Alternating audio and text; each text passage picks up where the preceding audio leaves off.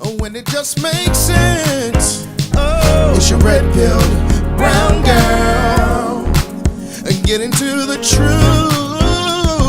It's your red pill, brown girl. It's your red-pilled brown girl.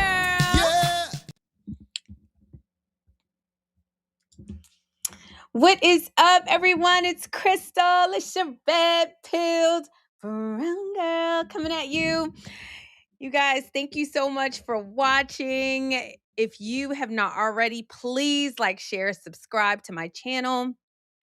You guys, send this to someone else. We are getting ready to get into this story about Lindsay Clancy, Karmelo Anthony, today's heroes, and you guys, I'm bothered. But anyway, if you have not already, please like, share, subscribe, share this with someone because I am going to tell you my thoughts, and you do not have to agree with me, but I promise you, I'm going to make you think.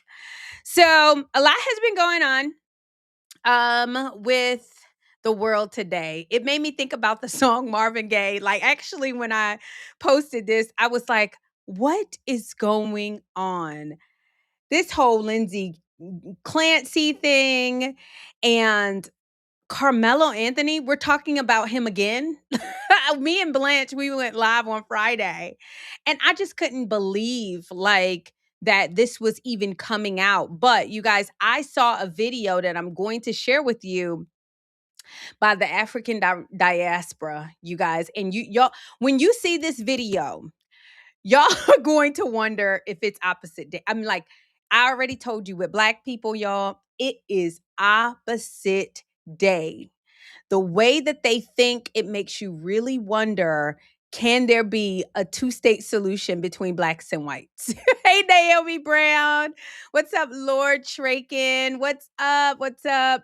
Get the likes up, everyone, and subscribe. Thank you so much. I really appreciate it. Naomi Brown, thank you so much for tuning in. You said people out here bugging Karmelo nor this Becky who killed her 3 kids. I know, you guys, it's so crazy to see what the world is coming into. And you guys, I used to say it was Blacks. I used to say it was Blacks, but let me tell you, the white women out here are bugging, okay? Sitting up here talking about Lindsay Clancy, and I saw a couple of different takes on it, you guys, but I really think that Nick Fuentes did a really, really good job of breaking it down. And I'm going to share with you guys a little clip of what he said, but it was so true. My heart is breaking for these little kids, and no one cares. No one is even talking about these little kids. Everybody is talking about postpartum depression, postpartum psychosis.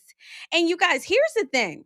People are not talking about the fact that last month, like 3 months ago, there was a Black lady that got off for killing her kids too. And here's Lindsay Clancy killing her kids. And it's going to be more and more of this behavior if we continue to reward it. I don't understand how any man could be sitting here watching these women holding their babies, saying that they understand a woman who plotted and unalived 3 of her kids that were under the age of 6.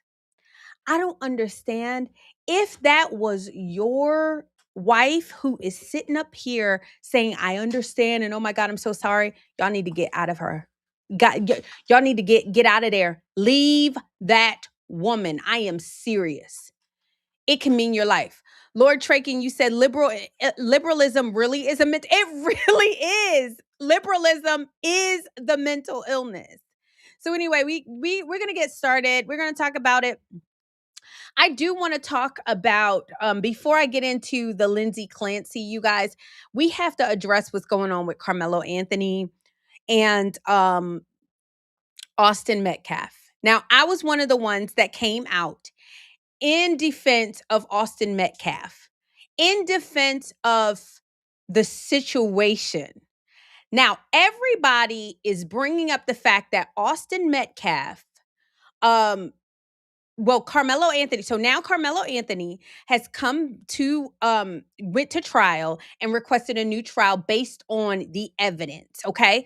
So what the evidence was, and I thought it was very interesting, you guys, when the father was being interviewed, the father said, I didn't let everything come out because I was being told by the lawyers not to let things come out. Well, now I know what he's talking about. And he's saying, hey, Austin Metcalf was a really bad dude. Okay. That's what the evidence is coming out. I don't even know why that is important. I don't know why it's important, but people are now making the excuse that Austin Metcalf was made that child rest in peace, because y'all got to remember, he died when he was what, 16, 17? He was still a baby. Okay, he was still a child. And everybody's talking about he was a really bad dude, he was a racist. None of that even matters, you guys. You cannot kill racists. I know black people, that really makes y'all feel very uncomfortable. It makes you feel very upset. You cannot kill somebody for being racist. And so a lot of people, I actually have someone who I love, who I love to debate with. He sent me a message and he said, hey, what are you going to say about the new information that came out that Austin Metcalf was a racist? And I was like, what do you want me to do with the information? What do you want me to do with the information? Now, mind you, Karmelo Anthony wasn't a good boy either. As you can tell, nobody is saying that these kids were angels, okay? Or maybe people were saying it, I don't know. What I am telling you, it will never be acceptable to go to a track meet where there are high school kids and stab somebody. Y'all could say that Austin Metcalf called him a name. Y'all could say that Austin Metcalf said the N-word. Y'all can say Austin Metcalf shoved him. Y'all could say Austin Metcalf pushed him. The fact that Karmelo Anthony stabbed him and went to trial trying to get off, instead of saying, hey, sorry, I snapped, I throw myself at the mercy of the court. He went to trial so people can say that he was innocent and it was self-defense, and he lost. Okay. Why? Because you can't walk up to someone who shoves you and pushes you and calls you a name and just take out a knife and stab them. I don't care how good or bad the person is. Period. Can we establish a baseline? So now the bliggity blacks are coming out and they're saying, see, he was such a racist. He was such a racist. I want you guys to see this. Shout out to African diaspora. Y'all, I try with black people and I love black people. They are some of my favoriteest people. But they have literally turned this into opposite day. Like, seriously, Lord Trakin, you said, okay, so now we know Austin and Karmelo were troubled kids. It still doesn't justify what Karmelo did. Exactly. Let's even say, Lord Trakin, let's even to Tyrakin, Lord Tyrakin, sorry. Let's even say that even Austin was a troubled kid and Karmelo was a straight A student, a 3.4 GPA, all the things that people are saying, which is just not true, but whatever. Let's say that that was the truth. Austin Metcalf did not have a knife and did not have a weapon. And Karmelo Anthony just stabbed him. And instead of Karmelo saying, yes, I stabbed him, I would like to make a deal, he took his chances and he lost. Okay. Everybody has their day in court, and you do not get to stab somebody because they were mean to you, especially when you were in their tent. You apparently were so afraid of these people that you went in their tent and stabbed them. So, you guys, let's look at this And so the title is Evidence Released on Austin Metcalf during Carmelo Anthony hearing for new trial. Is it surprising? Okay. Now, they are going to try to make this that he was justified in the killing because because Austin Metcalf was racist. That's really what Black people are going to boil this down to, you guys, and it is just amazing to me. Here we go. Get a membership. So To start a podcast with Riverside, all you need is a concept and a way to record it. First, go Hold to riverside.com on. and open an account. we gotta definitely reach out to you because you was right there, but you didn't walk through the door. And we need you to walk through the door. Trust me, you walk. Bullying a Black student, including. Hold on.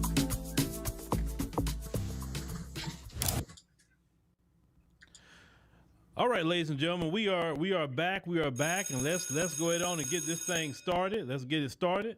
As we have made the title all very short and to the point on TikTok, at least. Shame on y'all. Shame on y'all. Definitely, we're gonna talk about that. That those who just joined. So let's go ahead and cue up this news clip, ladies and gentlemen. Let's cue this up, and let's hear about your boy Austin Metcalf. And you tell me about and this is the guy these people were defending. Let's go. Karmelo Anthony was dressed in a suit and tie for this morning's hearing, which began with the defense arguing that efforts by the trial judge and prosecutors to combat threats and deal with disruptions actually prevented Anthony from getting an open and fair trial. But bombshell testimony came this afternoon from Anthony's trial attorney, Mike Howard, about Austin Metcalf's background report that was never presented to the jury. CBS News Texas has also learned new details about Austin Metcalf's background. Metcalf and his brother Hunter were once caught spray painting graffiti, including KKK Kill All Blacks and Heil Hitler, along with the N-word, and were sentenced to 12 months of juvenile probation. Records reveal they reportedly told authorities, "We did some dumb stuff. We did some vandalism." There are several documented instances of Austin using racial slurs in school, and in 2023, Austin was accused of bullying a Black student in class. In 2018, while still in elementary school, Austin and his brother were accused of bullying and assaulting a female, which led to his arrest. During an argument in 2024 with another female student, Austin allegedly knocked her to the ground and punched her in the stomach. He was also kicked out of a football game and texted someone later, "I was about to beat the expletive out of those kids." At a previous track meet, when another student alerted Austin that someone not on their team, quote, "behind our bench was talking wild," Austin reportedly replied, "Kill that MF." During the 2023-2024 school year, he received in-school suspension twice. School disciplinary records from April 2022 to May 2024 reveal that Austin reportedly called a teacher the B word and used profanity. He told a school official that he couldn't control it and wasn't aware that it was coming out of his mouth. In 2024, on at least 5 occasions, Austin saw a counselor regarding his anger and rage during a football game. In 2021, he got banned from attending basketball games for a season after yelling profanity at a player. Metcalf also got suspended after he and another student were talking about bringing a gun to school the following day. Oh, where do we start? Oh, Lord, where do we start? Now, did you hear the last part? Wanted to talk about bringing a firearm to school. Everything I heard was, let me summarize it, kind of like an AI summary. What I heard was a rabid anti-Black racist who's sitting up here spray painting KKK and Hitler and all this other mess. Just a rabid anti-Black racist, a violent anti-Black racist, a coward who attacked girls, right? A bully who picks on people. Of course, saying the N-word. He was a menace to the school. That's why he was being suspended all over the place. He was a menace. And you folks was trying to crown him as just such a good guy. Oh, No, that's what y'all did with George Floyd. Do you see how this is opposite day?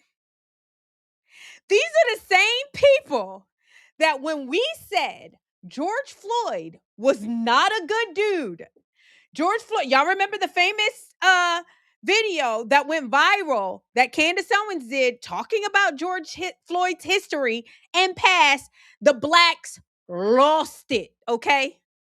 The blacks lost it. And now they're doing the exact same thing to Austin Metcalf. Do you understand how they just keep moving the goalposts, y'all? They just keep moving it. It's not okay to blame the victim when it's black, but it's not okay to blame the perpetrator when it's white. Y'all are gonna like, do you see this? Do you see this? So Austin Metcalf was a troubled teen. Fine. He's not talking about Karmelo was a troubled teen too. He is literally going to go through this entire thing and he's not going to say a word about Karmelo Anthony. He's not going to say anything about him, you guys. And this is what the blacks are talking about. Shout out to the diaspora, y'all. I am here to keep y'all honest. All the FBAs. When the whites did this to George Floyd, y'all was losing y'all minds, okay? Bringing up his past. The difference between George Floyd is Derek Chauvin did not take out a knife and stab George Floyd. Derek Chauvin did not take out a knife. And Derek Chauvin was in a position of authority to that George Floyd was supposed to submit to, and y'all still defended him. Y'all still defended George Floyd. Austin Metcalf is some little knucklehead that goes around and looks for trouble, and y'all are sitting up here defending Karmelo Anthony, like, for stabbing him. Are we doing this? Are we doing this? Y'all, listen to him talk. My God, Carmelo is just a savage. Oh, look what he did. Look, it's amazing how, listen, anytime, and I've seen this so many times, anytime I see them just coming out supporting somebody, I'm always going to wonder, I don't think that's one of the good ones that they should be supporting. Because 9 times out of 10, they don't really support the good ones. And listen, you know who really got that rabbit hole started? The old silly daddy. When that fool came out saying watermelon felon, the moment that he said that, I say, oh boy. I say, okay. And then listen, I've been the one telling you that they know the N-word by the age of 2. Now, why do I say that? Around the age of 2, they start talking. The reason why they know that word, not because they were born with that in their head. No, nobody is. But they say that mess so much around those children that they end up saying it, whether it's the direct parents or other family members, somebody in their community saying it around these children. And you know how some people like to hear children cuss, and so they try to make them cuss and get them to say it so they can laugh, hee hee ha ha, oh, you heard that child say it, which is despicable. They do the same thing about the N-word too. They say it in front of them, and then they want them to say it so they can laugh about it. But what I said about that old daddy of theirs, I said, see, what a lot of you do in that community of yours, you may not would have took it that far, like your son did. You may not been one to spray KKK on a wall. You may not been one to walk around saying the N-word in public. You may say it all day in your house, but you didn't say it in public. But when you're teaching your kids this mess, you don't know if that kid gonna take it to the next level and act on everything you taught them. So let's call it what it is. It's their daddy fault. Why part of the reason why he not here. Now, of course, Do y'all understand how crazy this is? Lord Tyrakin, you said this guy really gets me. He loves being pro-black, but is married to a non-black woman. Boy, but really, is he? I had no clue. I did not know he was married to a non. Someone said it's funny how black people will always act like only white people are racist when we are just as racist or even outcasts. It is so true. He is but my thing is with white people. When we brought up the fact that Derek Chauvin did not kill George Floyd, and George Floyd was a really bad criminal, not a troubled teen. George Floyd is in his 40s, okay? People were like, "Oh, don't do that to him. He's dead and he's not here to defend himself." And then a child is stabbed by another child, and they're like dragging this poor white boy. They dragging him for what? Being anti-black racist? I'm sorry, sir. That is not illegal. People can be anti-black and you don't get to stab them. That is it. That can I get an amen? You don't get to stab somebody who's anti-black. And the fact that they're making excuses just tells you that this whole don't blame the victim thing is all cap. It is all cap. They mean don't blame the victim when the victim is a dirty crackhead that is killed by a white police officer because he didn't want to get on the ground and because he didn't want to get in the back of the car. They are dragging him. Y'all listen to this. Austin made his own choices. But instead of teaching your kid right from wrong, instead of trying to blame the black man or the black community for the source of your problems because you failed, you are a failure. You failed all over the place. You literally handed a rich $1 trillion country, literally, that you didn't even build. All you had to do was maintain it, and you couldn't do that. America has went to hell in a handbasket, is in debt upon debt because you ruined everything. White people ruined everything. Are y'all hearing this? Someone said this dude is married to a Mexican woman. He got a lot of backlash when he got exposed a few. Really? Oh my God, I'm about to look at it. Someone said he's married to a white-looking Hispanic woman with kids from another man, but he's pro-black. That's how they do. That is how they do. I'm about to look it up. But y'all, isn't this crazy? He's saying that white people messed up this country. They didn't build it. Like, are y'all watching this? Are y'all watching this? You guys, if you have not, if you're watching me on TikTok, if you're watching me on X, or if you're watching me over on Kick, if you're watching me over on Facebook, you guys, please come over to my YouTube channel, like, share, and subscribe to this channel, you guys. Thank you for all the comments. Thank you for all the super chats. I really appreciate the support. I am sitting up here watching. This is insane, you guys. He is saying that this young boy is racist and basically deserved to die. And white people messed up this country. White people messed up this country. And honestly, you guys, if he means that white people messed up this country because they gave black people rights, then maybe he's right. I don't know. You got black people. This is what they're doing. They're spitting in your face. He's literally saying white people, that this little boy, this young boy, deserved to die because he was an anti-black racist. They want to kill y'all. This is crazy. Listen.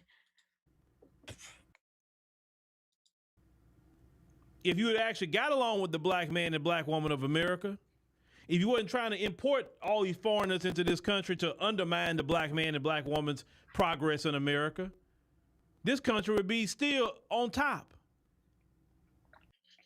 If you're running your own business, you need Symphony. Just tell it what's on your plate. It's just a cultural thing. Black people working jobs. Let's ship all the manufacturing to China. Let's ship it to Vietnam. Now the Chinese is above you. Every time you try to undercut the black man and woman, it always falls. You always mess up. It's like my grandfather said: when you dig a ditch for somebody else, you gonna fall in it. And that's exactly what's happening to them in that culture of theirs. They falling right in it. Their greatest friend was the black man and black woman. And we don't want to hear no talk of it anyway now. Them days are done. We don't want to hear that. Go do you over there. Now, let's you know how I like to do it. Let's take our time. Let's slow walk this. I'm looking up because I'm thinking a little bit. Let's start it back up. I love this. And before I get started, I'm going to be talking to actually a lot of the black people tonight. I'm talking about those of you who got on these podcasts. Those of you who let me fast forward, y'all. Now, Austin situation that came out. Are you going to go back and talk about this, Stephen A? Y'all go ahead on and let Stephen A know that, hey, Stephen A, we waiting on that podcast, brother. Waiting on it. Listen, we are not going to defend a black person that's doing something wrong. We're not going to do that. I'm surely not going to defend a black person that did this. He stabbed somebody, y'all. Oh my God, Taro T over on Kick. Thank you. You said SMDH, another Candace Owens. Who's another Candace Owens? Y'all, I'm not no Candace Owens. Y'all, I used to really like her. I'm about to get all over Candace Owens. I'm about to dig all in her. So no, Tarot T, I'm not. You said this is why I call them pro-wax and not pro-black. It's crazy. He said this country would still be on top, yet it's racist to say make America great again. They hate this country, outcasts. They hate the black. If y'all haven't figured it out, the blacks hate these people. Listen, you said this guy used to do a Ratchet Video Weekly, like world star hip hop. He says that if they are doing something right, or if the black people are doing something wrong, he would say it. Like If stabbing Karmelo Anthony was out here just doing some wrong things, I wouldn't defend it. But we knew something wasn't right because one thing, we know our people. We know our people. And we know a black person is not going to just go do something to a white person like that. We know that's just not going to happen. We know.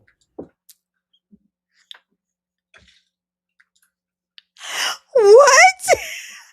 Literally all the crime that is happening in America is because black people are just going out there and doing this. Yo, this is crazy. He said a black person not just going to go out there and do something to the white people. Literally, that is what happened.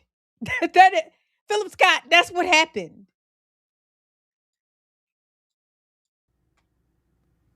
So I say, what position was he put in for him to do this?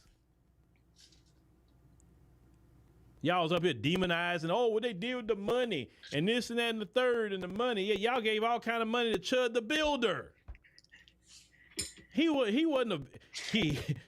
boy, Chud the Builder. Oh boy, he wasn't around here saying that another anti-black racist running around. They notice that's all who they want to support. They give millions of dollars and all kind of money to those who are anti-black racists.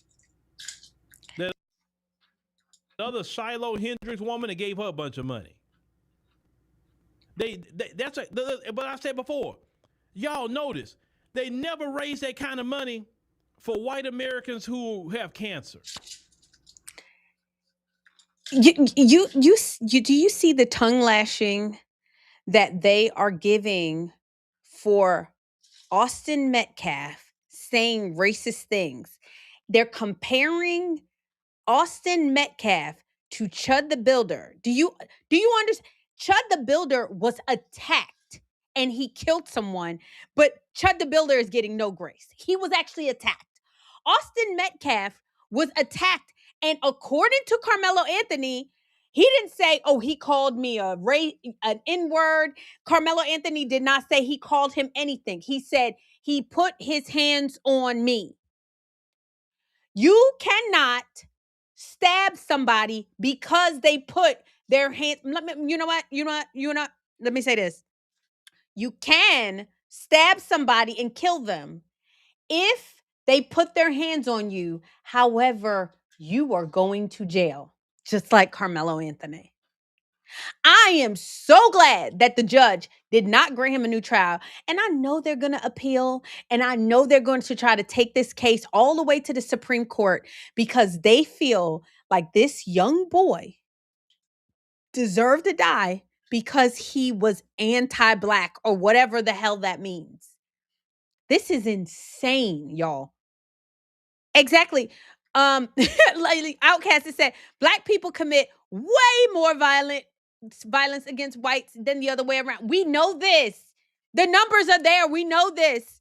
And yet still he's just lying. Do you understand that this is what they're doing? How much money was given to Carmelo's family through a GoFundMe? Exactly. For stabbing someone. And then you're mad when the whites are doing it. Matthew said, I'm anti-Black on most days. Let me tell you something. I have to unblack.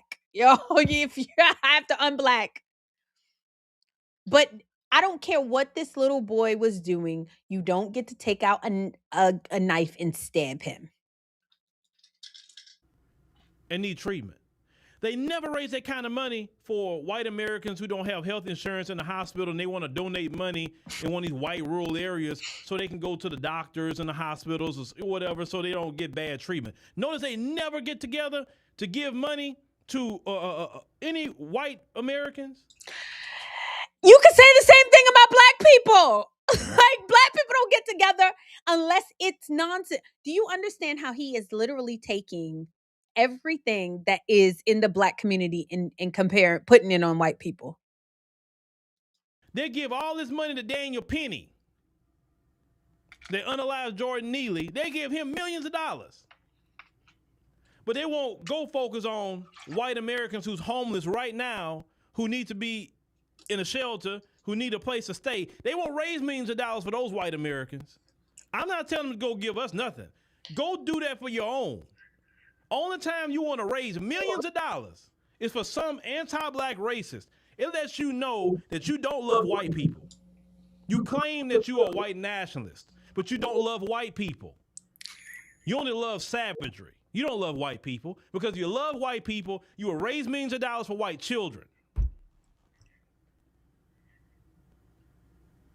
If you love white people, you complain about all this immigration into Europe. Well, why don't you go into Europe then? Why don't you go back to your homeland of Europe and build it up? Because remember, you fled. You talk about all these immigrants. You was the original fleer. You fled Europe. A lot of your people stayed behind. They didn't flee. They still in Europe fighting for it. Why don't you go over there and fight for it? Y'all, he said white people who literally built this country, they need to leave and give it to Black people? If a white person was sitting on here telling Black people to go back to Africa, he's telling white people to go back to Europe. He said, go back to Europe after they literally built this entire country, you guys. This is insane. And Lord Tyrakin, you said Crystal is not Candace. Crystal is better. I thank you. And you said, let the common sense conservative movement be led by people like Crystal. To hell with Candace. Absolutely. People like me, preferably male. I don't believe women should lead movements, y'all. I just give my opinion. I give my take, Lord Tyrakin. But I do not want to lead no movement. Do you understand what he's saying? He's saying that white people need to go back to Europe. If this was a white person saying this, they would be losing their mind. You talking about all these different people in this country and what Jake Lang say the other day, it's a white country. No. Europe is white. Go over there. But see, you can't even build that up without the immigrants, because that's why they're coming over there, because you can't build it up. What about all the poor white kids in Eastern Europe? There's a lot of them. You're not trying to help those poor white kids, but you're a white nationalist? What kind of white nationalist is that? That they don't help white people? Am I the only one Yes, that maybe think like that? yes, you are. This is y'all. Bossa Queenie, you said I hate to say I used to be sub that dude. Oh Lord, yeah, y'all. If you like comedy, then please go subscribe. Because let me tell you, I love the African Diaspora channel. You talking about it is a black supremacist channel. And if white people were doing that, they'd be taken off the air. You know why? Because white people would actually be able to affect change. This dude said that black people built this country. Oh, well, no. He said immigrants built this country. He said white people did not build this country. Even though, you guys, there is no third world white country. You notice he brought up the poor whites in Eastern Europe. But there is no third world white country. But let's get this. There is no first world black country. There's no first world black country. It's so crazy to me that he's allowed to say this out loud, you guys. And I was looking up something. It was talking about the average IQ. Y'all, this is a real thing. The average IQ in Africa. This is as an average. Let me tell y'all. The average IQ in Africa is 60. 60. No lie. Average IQ in Africa is 60. The highest country, the country with the highest IQ is the ones that are closer to Europe. So the higher IQ countries are Libya, Egypt, and Algeria. And yeah, I mean that's pretty much it. Senegal is still 77. Tanzania, um those are all like a little higher. They're in their 70s. But the way they keep saying that black people built like they don't even have the IQ to build it. Like they don't, like Africa is mud huts, and they are, I showed you guys a video where the African nations were coming over asking President Trump to come build up their country. That actually happened. And you think white people should leave? I'm sorry. This is a white nation. America is white. It was taken over by the whites. And if it was not taken over by the whites, it would not be what it is today. I'm sorry. The Indians were not building up this country. They just weren't. If that y'all, can we just be honest? But we have black people, black supremacists is what I call them, basically saying that Karmelo Anthony had the right to unalive Austin Metcalf and not have to go to jail because Austin Metcalf was an anti-black racist. What? Let's watch. I'm done with him. Let me get him off the screen.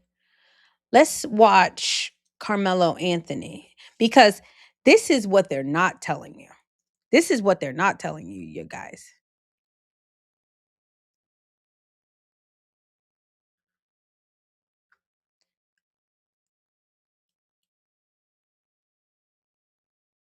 Hold on.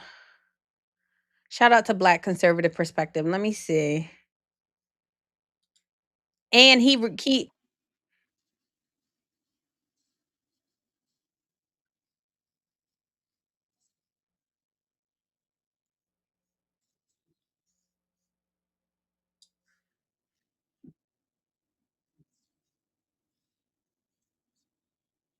Shout out to Black conservatives. Oh, no, sorry. just to deny the request of a new trial.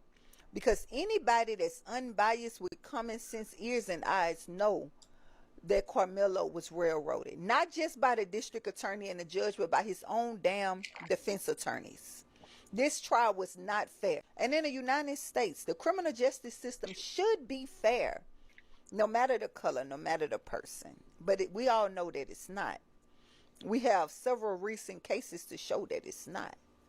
If the judge today denies the request for a new trial, it's going to sting. Karmelo Anthony is not getting a new trial. And after what came out in the court last week, I have questions. We learned there was a private off-the-record agreement to keep the troubled youth's backgrounds, both teenagers, away from the jury. Austin Metcalf had allegations involving racial slurs, bullying, and assault. Karmelo had allegations involving threatening texts, stalking, and assault. None of that came in. And Karmelo's former lawyer says that they had planned to put him on the stand, but all of this helped change that decision. So now the defense says the first trial was too controlled, too secretive, and unfair. The judge said no. 35 years still stands. Service Sam here with a Karmelo Anthony update, and we have some sad news actually. Judge Chitty Shitty Bang Bang has denied Karmelo Anthony's request for a new trial. This is a bit shocking to me. I figured he would take until Monday to come back.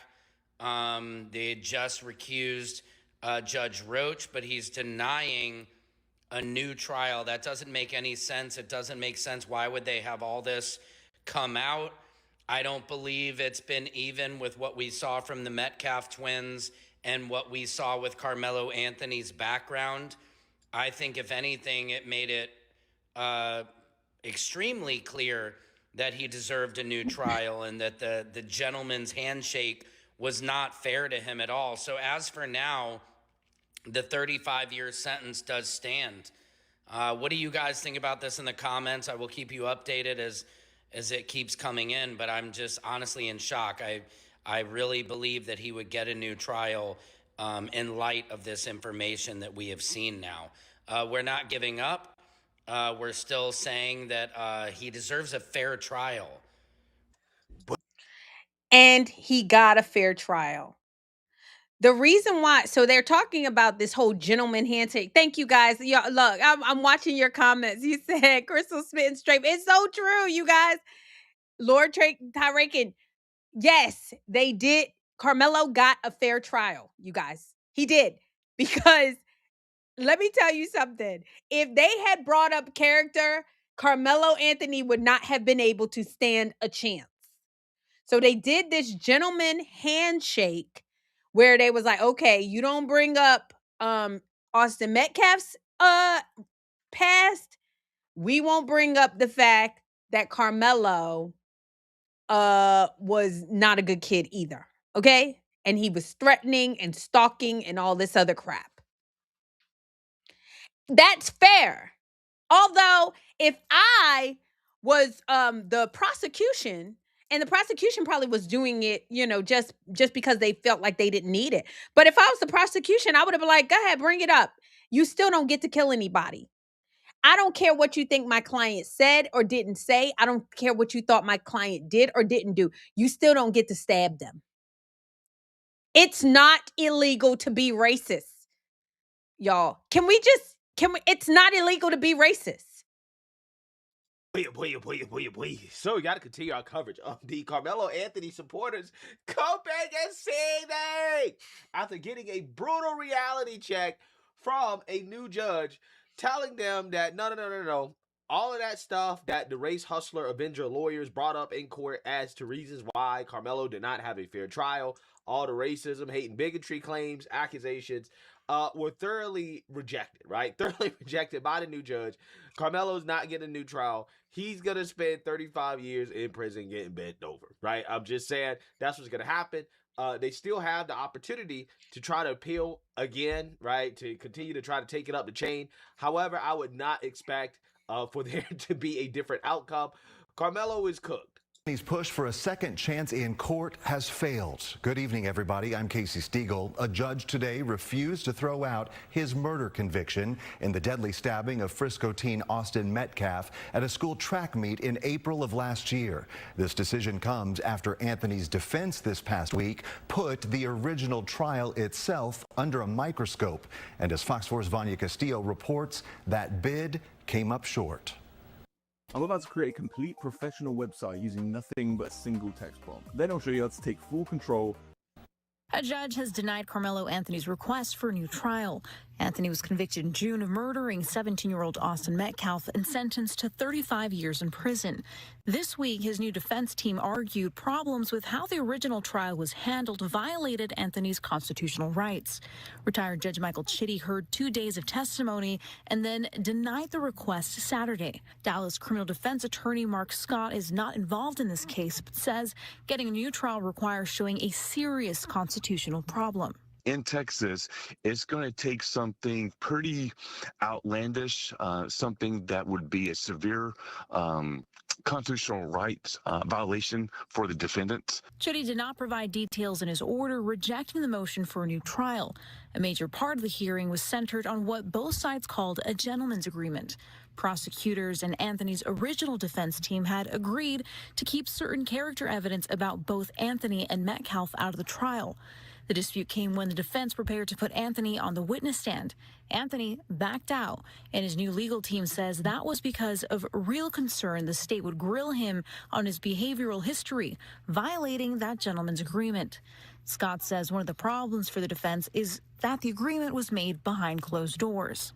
And unfortunately, when you look at to see whether, from an appellate purpose, whether to see if someone has actually violated the accused's constitutional rights, you have to see what's on the records. And this gentleman's agreement was done in a formal behind closed doors, and so nothing was ever brought out during the trial itself regarding this gentleman's agreement. The defense also argues that restrictions on public access to the original trial violated Anthony's rights. Trial Judge John Roach was recused at the start of this week's hearing. Scott believes the issue of courtroom access could still matter as the case moves forward on appeal.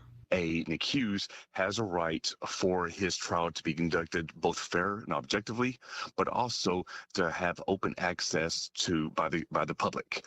A trial should always be open to the public. In this situation, I believe that Judge Roach restricted much access to his courtroom in this trial, and that could play a big part in the Court of Appeals.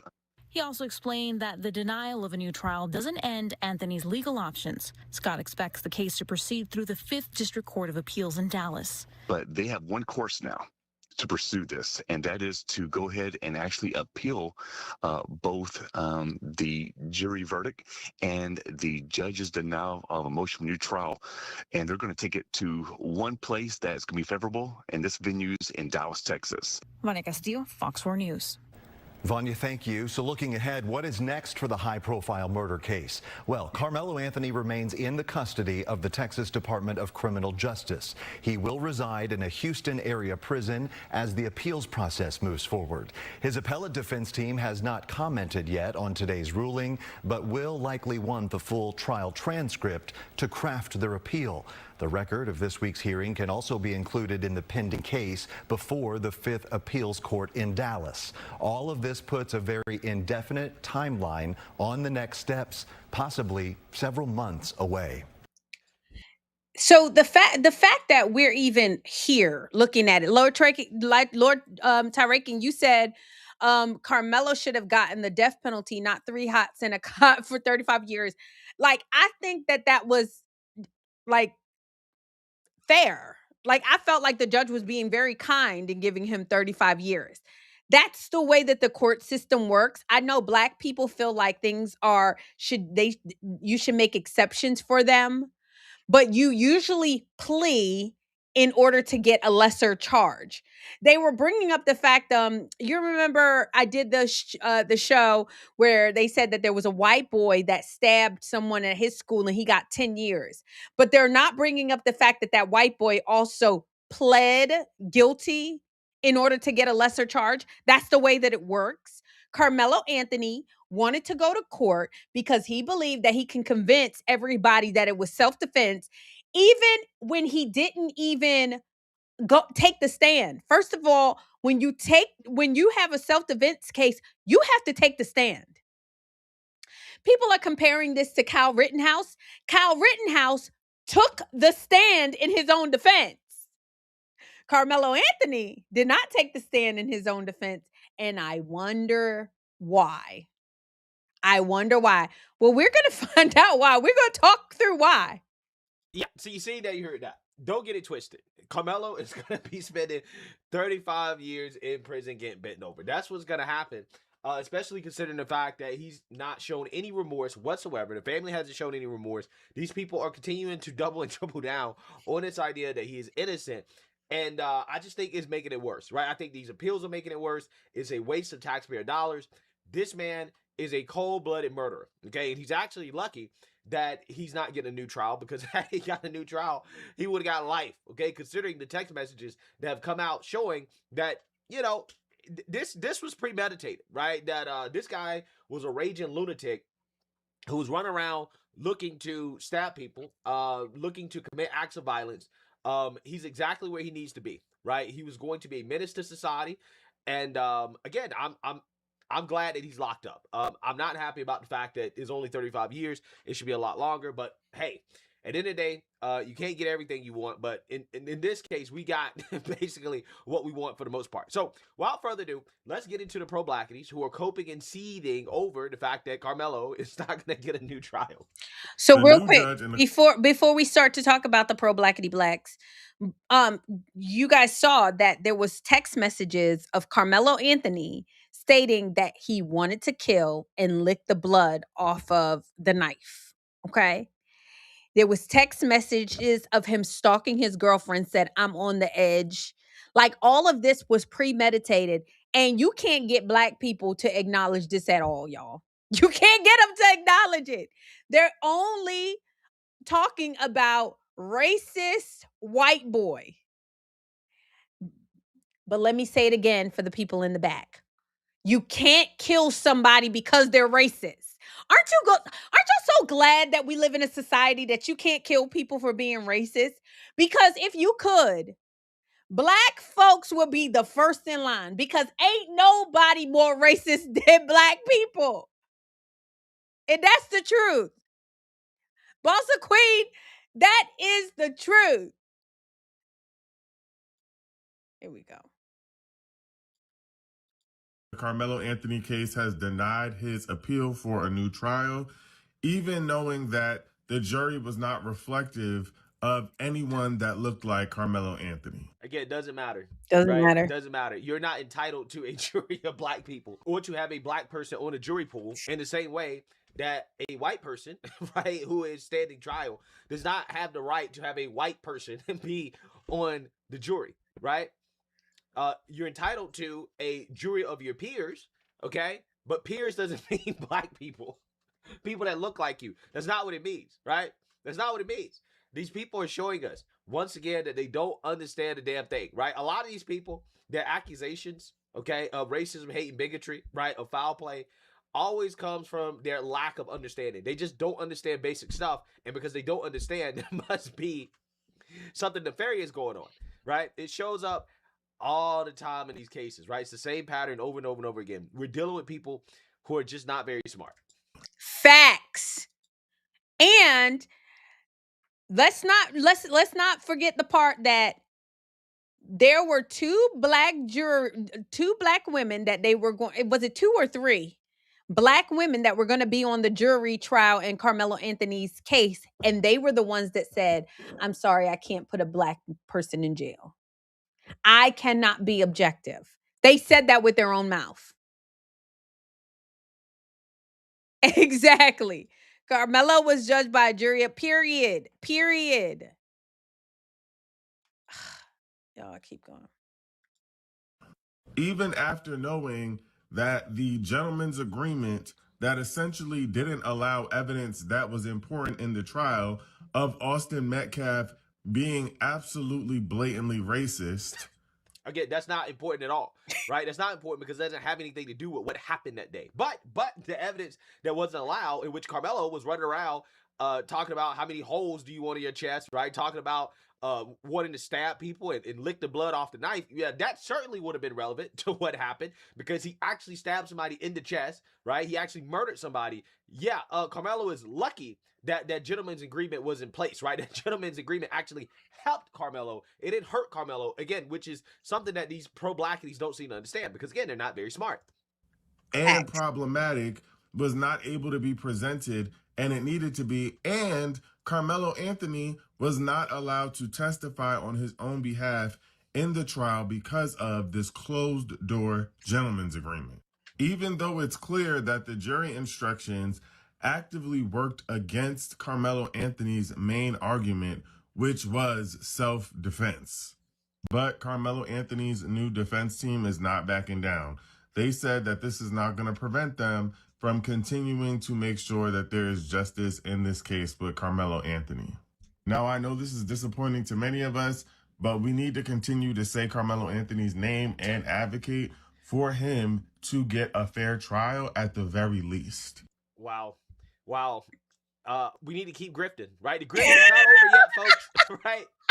Let's keep the money coming in, right? That's what he's saying in a nutshell. Karmelo got a fair trial. He did. If he got another trial, again, his sentence would be a lot harsher. And then they'd be turning around boohoo and cry, well, it's not fair. It ain't fair that he got to do a trial and his sentence end up being longer, right? These people are not going to be satisfied until a murderer is let free, right? They're not going to be satisfied until then. So let's continue with the code. Just because Karmelo Anthony's retrial was denied today, that does not mean the fight is over. Oh, it's over. Right? It's over. It's over. I'm telling you. At some point, you guys are going to have to accept the reality that this kid is going to be locked up for a long time. It's over. Y'all got to understand that this trial is extremely fresh in the eyes of millions of Americans. So people aren't settled yet, right? The judges, the people who are in control of all of that, they're not settled yet, right? So anybody that was hoping that Karmelo wouldn't get a retrial, yeah, you won for now, right? But Karmelo has all the time in the world.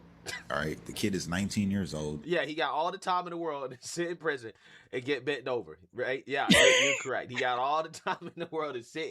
He need to be sitting and thinking about what he did. I'm not advocating for him to get bent over. In prison. He gonna be sitting in prison for all that time. Trust me. He has a 35-year sentence for murder. Give it a couple of years, right? Let the case calm down. It's still extremely fresh, right? He'll get a retrial soon.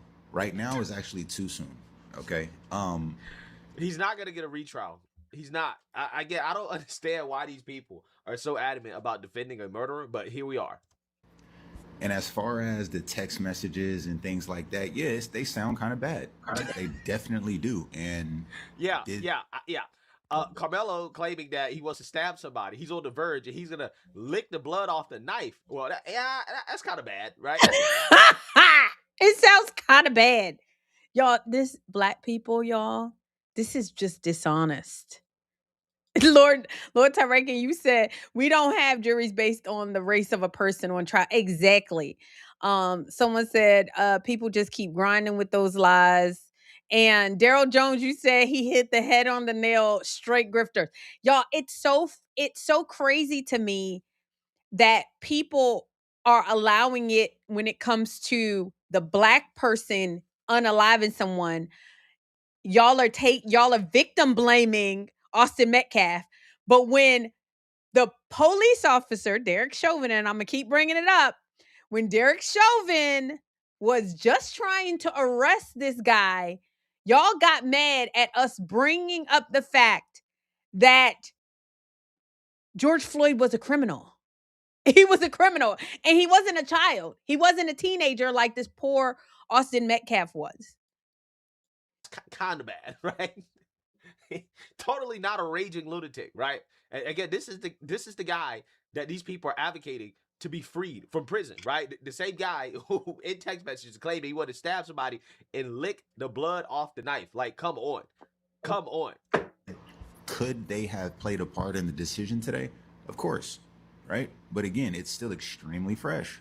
So I wouldn't worry, right? I wouldn't worry. That kid is young. He's still alive. No disrespect to Austin Metcalf, but yeah, you know. Well, I mean, he may be alive, but he's not living, right? Let's be real. I'm gonna keep a whole buck with you. If I was 19, I had a choice between death or spending 35 years in prison, right? I don't know, man. I might go the death route, and I'm just saying. The reason why is because life is not worth living if you don't have your freedom, right? If you don't have access to women, right? If you don't have access to your family, your friends, right? You know, your loved ones, the people that make life worth living, right? If you're trapped behind a cage, especially from a young age, your prime years, he's gonna miss all his prime years, right? And then when he gets out, oh well, he'll get out in 35. Okay, Carmelo's gonna be what, in his mid 50s? In your mid 50s, you getting out? Are your parents gonna be alive? Are you gonna have any friends, right? You gonna have any family, right? Like, who are you getting out to see, right? Who's gonna greet you when you're out, right? What type of life are you gonna have? You spent 35 years in prison for murder. You're in your mid 50s. You're not gonna have a career, right? Not gonna have a family. His little Latina girlfriend is definitely gonna leave him, right? She definitely gonna leave him. She gone She already. gonna find a Jose. She gonna have 5, 6, 7, 8 kids, right? In 3 years. That's exactly what's gonna happen, right? Not gonna have any real opportunity, right? Like, what type of life is that?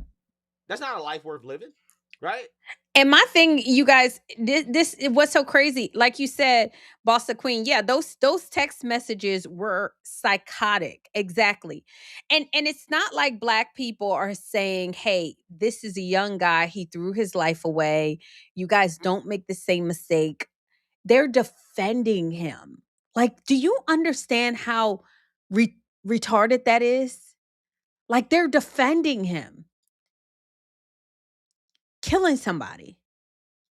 So again, you know, ultimately today, I'm just saying, you know, in my opinion, if I had to choose, you know, if I had to know, okay, let me spend 35 in prison, potentially getting bent over, right? Never seeing my family and friends, you know, losing my whole life, right? Can't even play GTA 6. That or death, I mean, I don't know, man. I would think strongly about death in a situation like that, to be honest with you. It's still extremely fresh and nobody should panic, right? I understand that we're not the ones that are in jail, but he has a lot of time on his hands and he still has a lot of time and a lot of life left to live, right? The kid is 19 years old. So everybody just take this as a lesson. And if you have kids or brothers and sisters and stuff like that, go ahead and talk to them.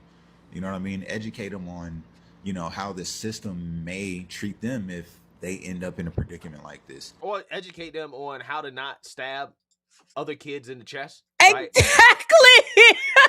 Educate them on the system. Y'all, do y'all understand these people?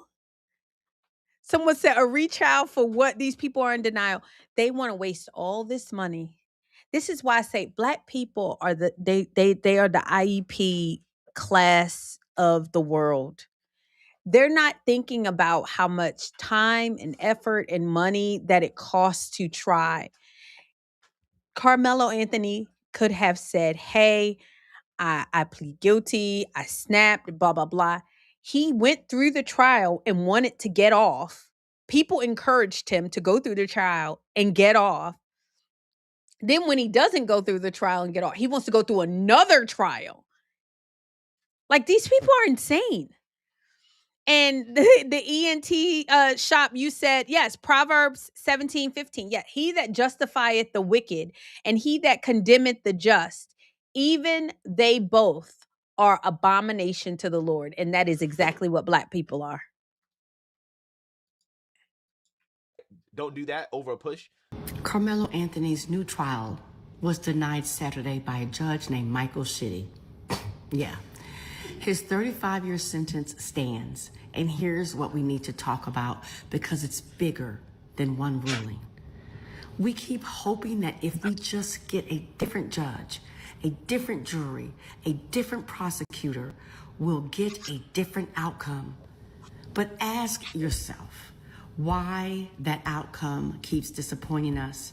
It's not because these are uniquely bad individuals. Hilarious. Imagine being able to build an app with your name on it. The crashing Just by out. thinking about The it. way they're Meet acting like Base this boy 44. didn't kill somebody. Hilarious. It's not because Karmelo is a uniquely bad individual, right? I feel like somebody who fantasizes about killing people, right? Putting holes in people's chests. I feel like, yeah, that's a uniquely bad person, right? But in the eyes of these individuals, Karmelo is not uniquely bad. Amazing. Absolutely amazing. It's because they were raised inside the same system. We all were. Yeah, it's the system's fault. It's always the system's It's fault. always It's never the fault of the individual that committed the murder, right? That committed the crime. No, because they're black. They take no responsibility at all for their own actions. It's the system, right? It's the white man. And that system has been teaching Americans since birth who deserves the benefit of the doubt and who doesn't. This isn't about knowing what's in one man's heart. We can't see that. And honestly, it doesn't matter. I think it does matter. And I think that we certainly can see it, right? The world saw what's in Karmelo's heart. And it ain't rainbows and roses, right? He's not the kid that these people made him out to be. What matters is the pattern. Study after study shows how deeply ideology gets absorbed before we're even old enough to question it. So deeply that even we, black folks, internalize messages about our own inferiority. If black folks can internalize that conditioning, it's not a stretch, it's basic logic to expect that white Americans absorb the flip side of it just as thoroughly. That's what systemic racism actually means. Not that every individual is a cartoon villain. It means the system produces the same result no matter who's sitting in the chair. Because the chair itself was built inside the system, the conditioning. Switch out the judge, the restrictions on the courtroom access stay the same. The instinct to scrutinize a black defendant's past while treating the victims as untouchable, that instinct doesn't reset with a new appointment. So Anthony's attorney has already confirmed the next move. They are appealing.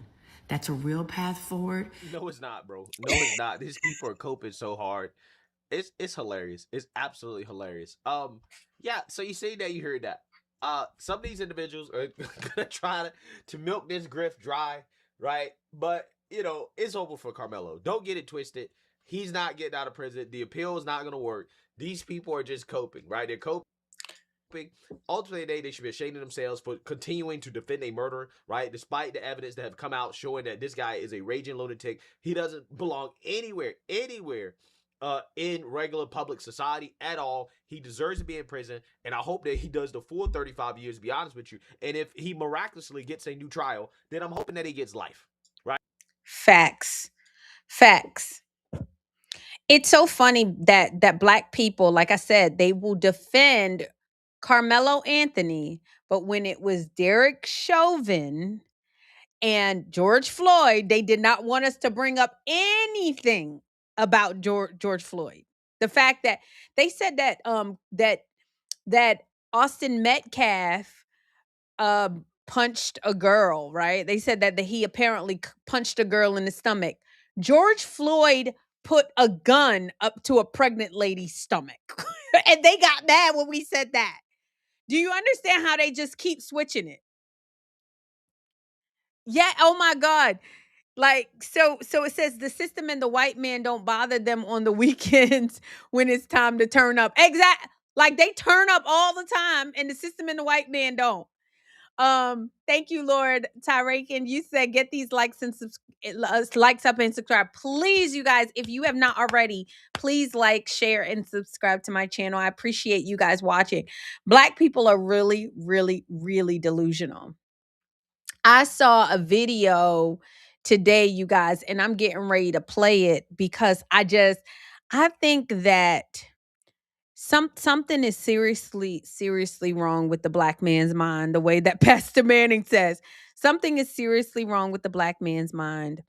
Let me see if I can get it real quick. And it's been like this for a while, you guys. It's been like this for a while. it's something that people don't want to talk about because it's not nice to talk about, and we feel bad when we talk about it. But at this point in time, we just have to. Um, it the person. Hold on, let me see.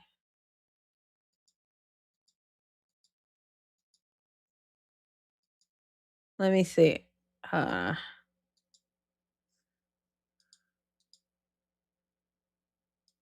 Let me see, guys.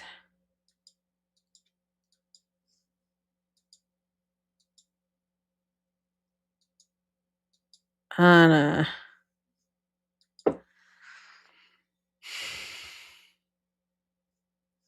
Let me see. Maybe it's on my Facebook page really quickly. Hold on, you guys.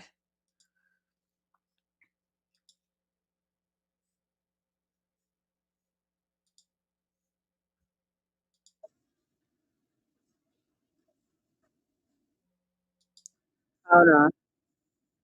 Sorry, guys. Hold on.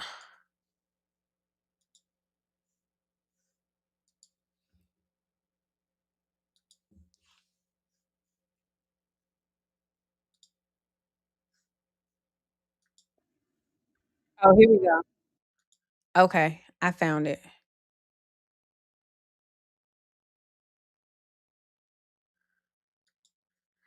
Okay. So you guys, this was in 19 so this has been happening a while. Like people talk about black people like their children, and I feel so bad that we even have to do this because honestly, if I was white, and Lord knows I love my white brother, but I just wouldn't even care anymore.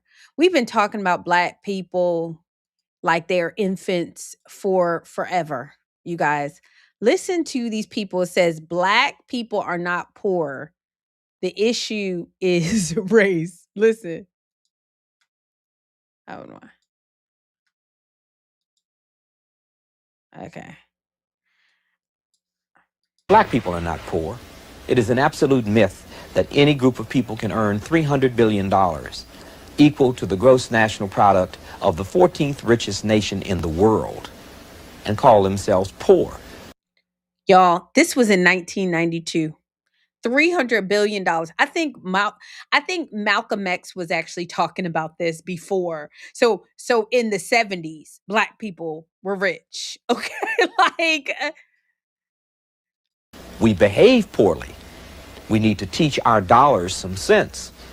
We need to spend a larger percentage of our money in our own communities, as every other ethnic and racial group does. This is a clip from a PBS special called The Issue is Race, A Crisis in Black and White, hosted by Phil Donahue. It brought together activists, scholars, and policymakers to debate where race relations stood 25 years after the Civil Rights Act. In this clip, Tony Brown talks about the importance of economic empowerment, and what he's saying here still lands over 30 years later. He's not denying racism exists. He's making a separate argument that economic survival requires internal discipline, regardless of what racism does or doesn't do to you. Racism being real doesn't cancel out the responsibility to move anyway. Racism isn't fair. No, it is not. But ladies and gentlemen, the elevator is broke. You got to take the stairs. This is a competitive society. This is a society, ladies and gentlemen, that if you're upset with the Koreans because they work 16 hours a day and maintain their family unit and save money and loan money to one another and make one another successful, if you're angry with them, you're not going to stop them by burning them out. You're not going to stop them by hating them. What you need to do is to go right next door, take that old dirty storefront, make it clean, build it up. I'll buy from you. Make your school so good, other folks will go to court and sue you to come to sit next to you.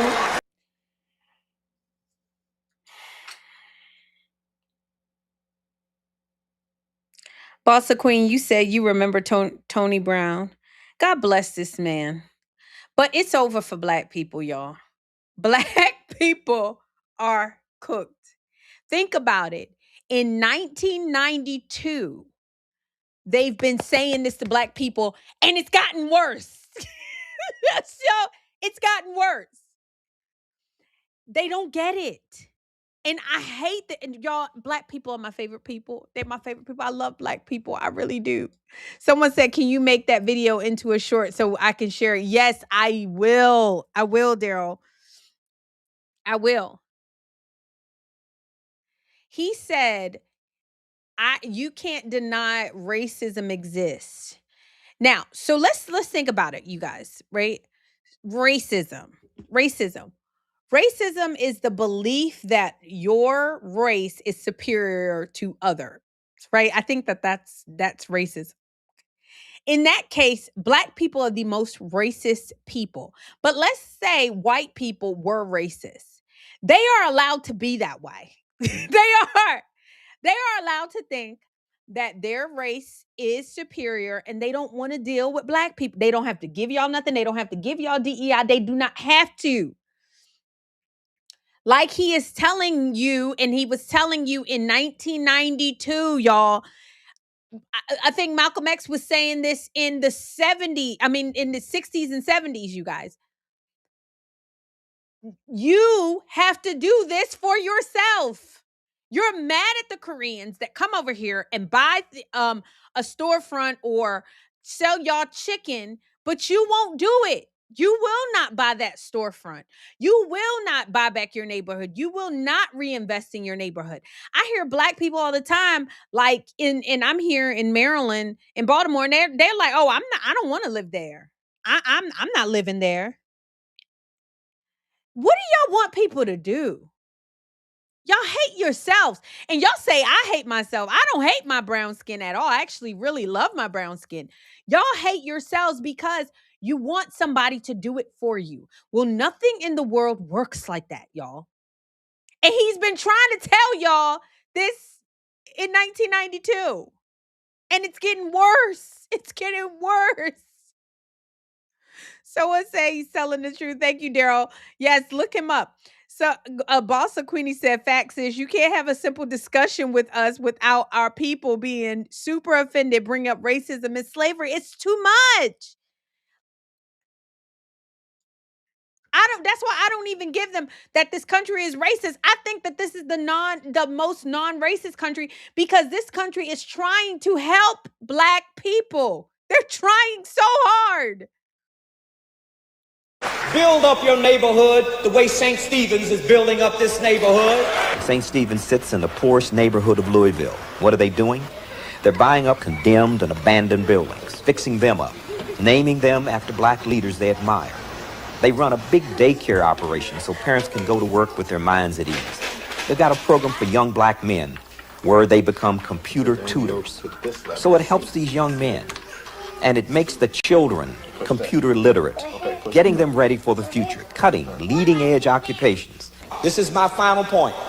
December the 1st, 1955, Rosa Parks would not surrender her seat on a segregated bus in Montgomery, Alabama. When Rosa Parks sat down, we stood up all over America with a new sense of consciousness. And what did we learn on December the 1st, 1955? We learned that there had been plenty of room in the front of the bus all along. Wow. All we ever had to do was to get up and move.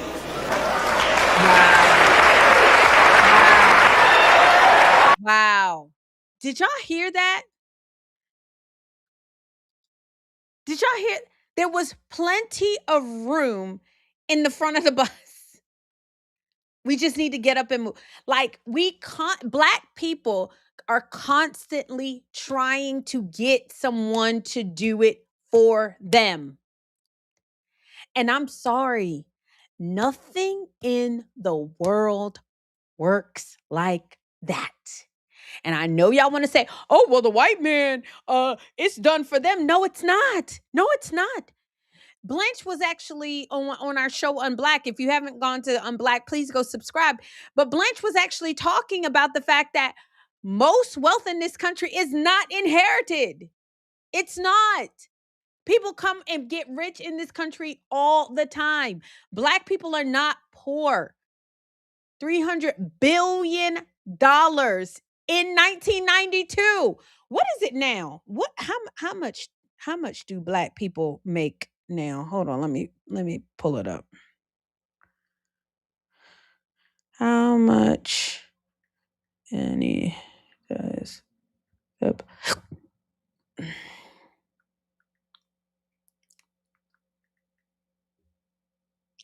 The Black community spends between 2.1 and 2.2 trillion dollars, y'all. What? 2.1 and 2 black people. Can we stop saying that Black people are poor?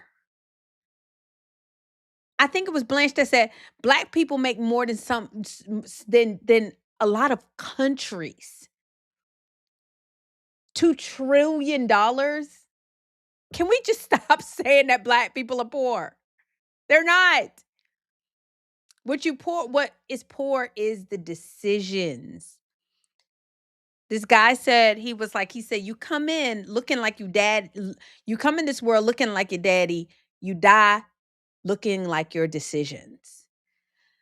Someone said, Daryl Jones said, I literally asked my friends to let's go invest into our former neighborhood and they said no. I believe it. I believe it. I see it every day. Ain't that crazy, Boss Aquina? Immigrants have come from China and have gotten wealthy here in America. It's so true. That's the only reason they come. You think if immigrants have come here and there was no chance and they were poor, they would come here? No, they wouldn't. And so Black people are continuing to just blame. A people with $2.1 trillion in buying power should have zero shut up. Shut up. Y'all want to see that? I Googled it. Hold on.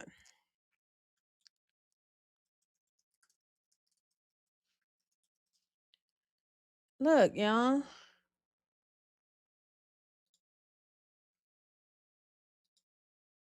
Look. Look. So Black spending in America.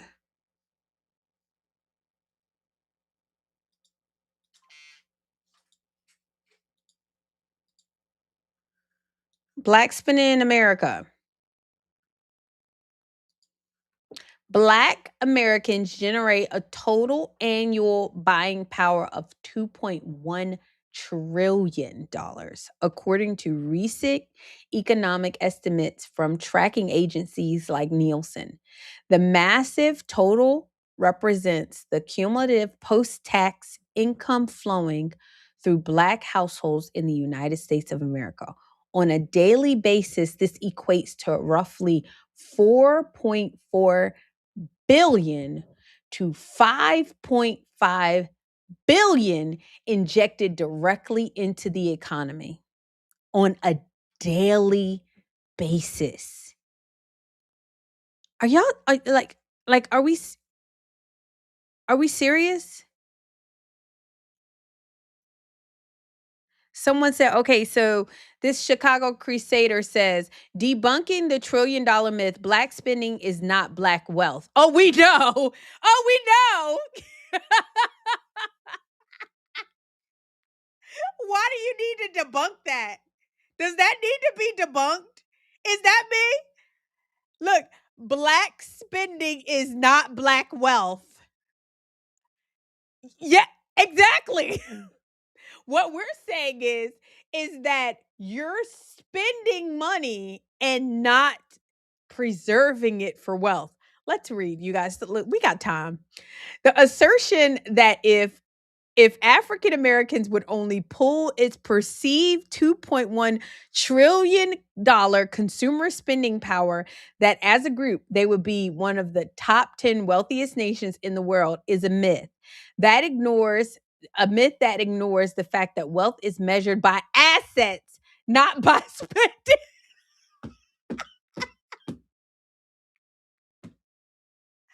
Is he telling us?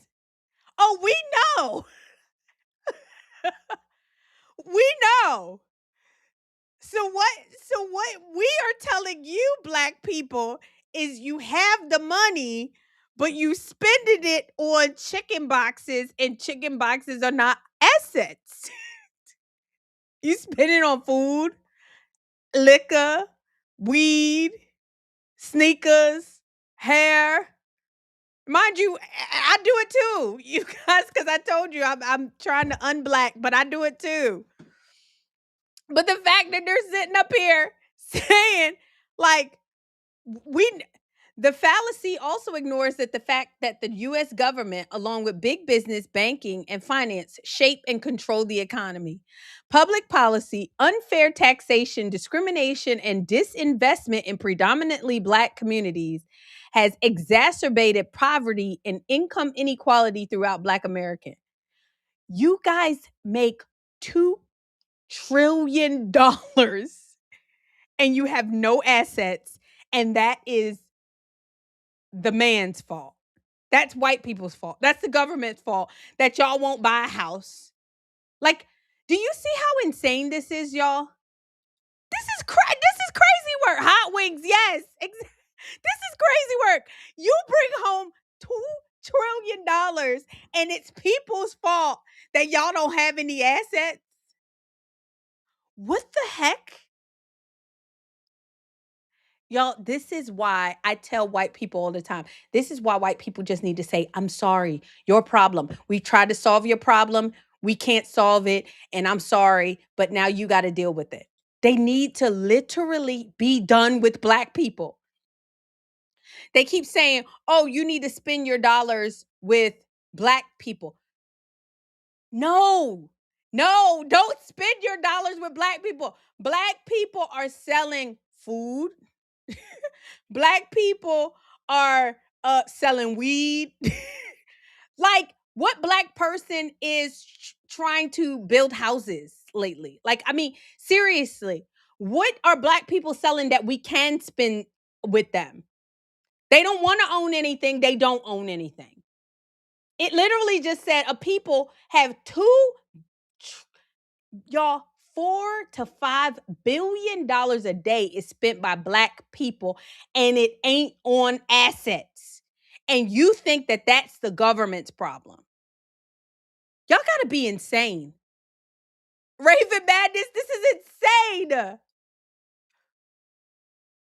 Get a little bit of money and go on vacation and buy auntie a car that they put a down payment on a car, Matthew. They put a down payment on the car, and the car is gone by the end of the year. This is what Black people do. And that's the government's fault. Got it. Do y'all see how crazy this is? Do you see that you cannot win this with these people are unreasonable?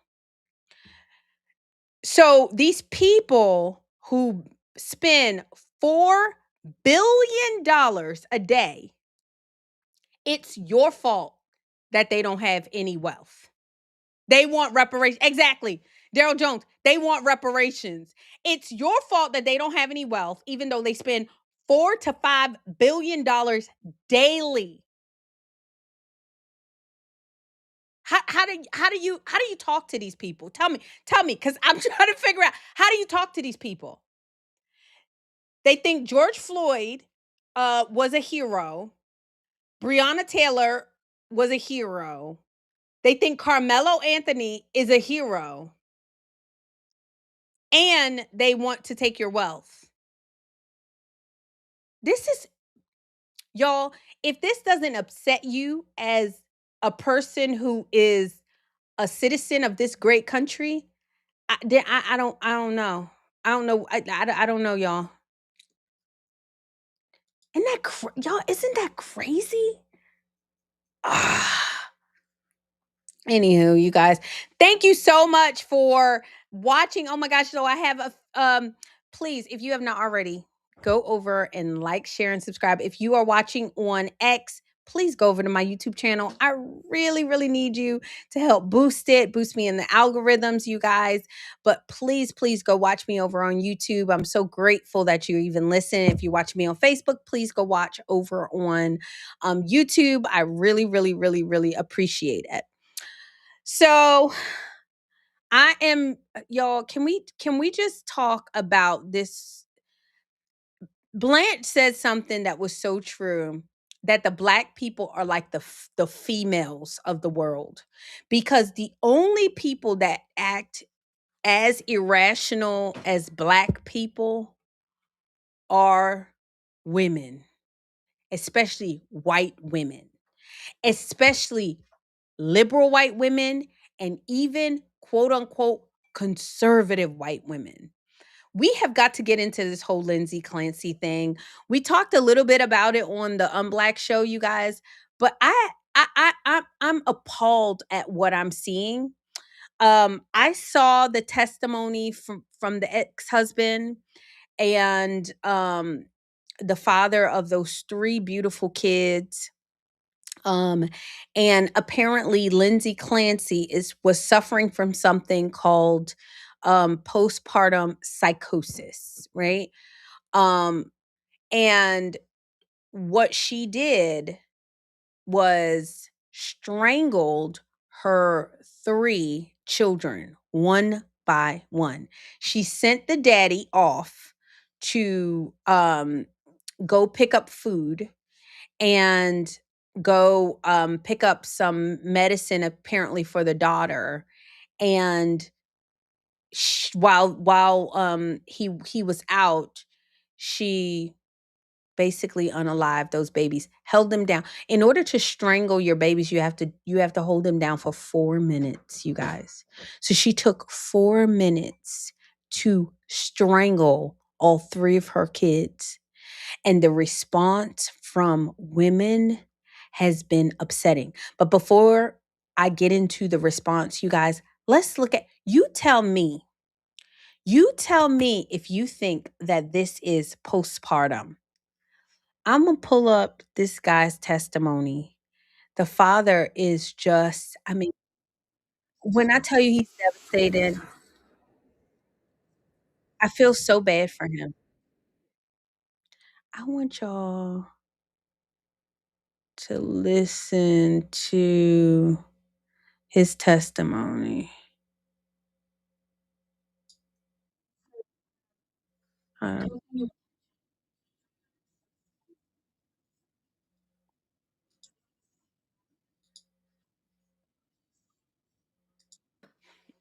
And was it just the two of you? No, we went with another dad and his son, And who is that dad? Adam Schwabach. Hold on. Yeah. Were you hopeful at that time that things were getting better? Yeah. Did Lindsay Carney's okay? What'd you say? Oh, no, no, no. So okay, real quick, you guys, before let me set it up for you. This is so sad. So you're getting ready to listen to the father's testimony. In my opinion, you guys, and mind you, she's gonna have her day in court, but this was premeditated. So Lindsay Clancy, nobody's talking about the fact that Lindsay Clancy is a nurse. And if you're a nurse, you have special insight as to how this thing goes. Lindsay Clancy showed no signs of quote unquote postpartum depression. They're saying that she did, but in my opinion, you guys, she was really sus. She was going to the doctor, getting medicine and not taking the medicine. Why do you think she's doing that? Because she knows she's getting ready to unalive her children. So she's acting like she's taking the medicine, acting like she's crazy. You guys, it is sick the way um the prosecutor even mentioned that she only took like 7 days worth of most of the drugs. Like she wasn't even taking the drug. She checks herself into a hospital. In my opinion, you guys, she knew she needed to do that because she was going to unalive her kids. This poor husband. So the husband is in IT or tech. He works from home. So the guy works from home. He talks about how he helped her. He would come upstairs, help her with the kids, drop off the kids. She didn't have to work. She's a nurse. And he was like, she was saying that she didn't want to go back to work. So he didn't make her go back to work. She was very, very, very, very privileged. But If you ask me, this girl did like she wanted to kill her babies. Listen. Cora there. You were home with the boys, is that right? Yeah. And while you're with the boys and Lindsay's with Cora, the doctors, are you sending text messages and photos back and forth? Yeah. Why did you send a photo of Dawson to Lindsay that morning? Because he dressed himself completely for the first time. He was excited about that? Yeah. And did she respond back with a photo of Cora? Yeah. These are the photos you sent back and forth? Yeah. I could have the photo of Dawson as the next exhibit and the photo of Cora as the following. All right, they may be admitted. So they're sending each other And photos while you back were and forth. texting with Very Lindsay normal. back and forth, were you able to understand her text messages? Yeah. Did she seem to understand yours in response? Yes. Did she return home? Yes. Do you recall around what time she got home that morning? 8:30. And once she got home, what did you do? I think I got ready for work. While you were downstairs working in your office, do you know what Lindsay and the kids were doing? They built a snowman and they did some art projects. And how did you know this was happening? She texted me a picture. So Lindsay was continuing to text you and send you photographs throughout that day? Yeah, and I went up to say hi at one point. Okay. She's texting pictures, you guys. That sound like somebody's normal, or that sounds like somebody who's overwhelmed? If I'm overwhelmed, you guys, I'm not texting no picture of no kids. I would be like, I'm overwhelmed. The text message would be like, I'm overwhelmed. She's doing art projects, building snowmen with the kids. So why would he think that there's anything wrong with her? Mind you, he works from home, y'all. Anybody that knows, like if your spouse works from home, they're gonna come in and check on you, come look at, make sure you're good. She is a evil. Listen. First, I just want to show you text messages back and forth. The text being on the right-hand side. You want to look through there and just see if you recognize the messages going back and forth between you and Lindsay that morning. That day. This is says activity sensor. Excuse me? I think this is something else. So starting at 7 a.m. on the 24th, and we go to 8:17 a.m. This is the photo you sent to Dawson, and then the replies going to 8:18 a.m. Is this the reply from Lindsay? And then throughout the day, just messages back and forth up to the point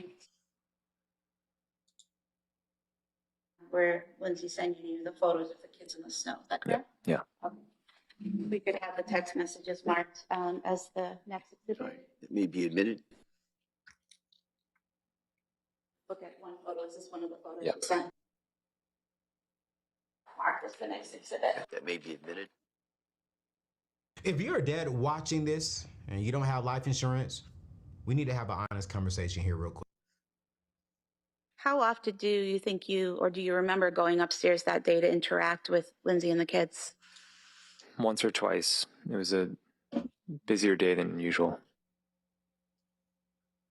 When you did come up to interact with them, how was Lindsay's mood? She seemed happy. Happy? And how could you tell that? What was she doing? She was playing with the kids, and she seemed in a good mood.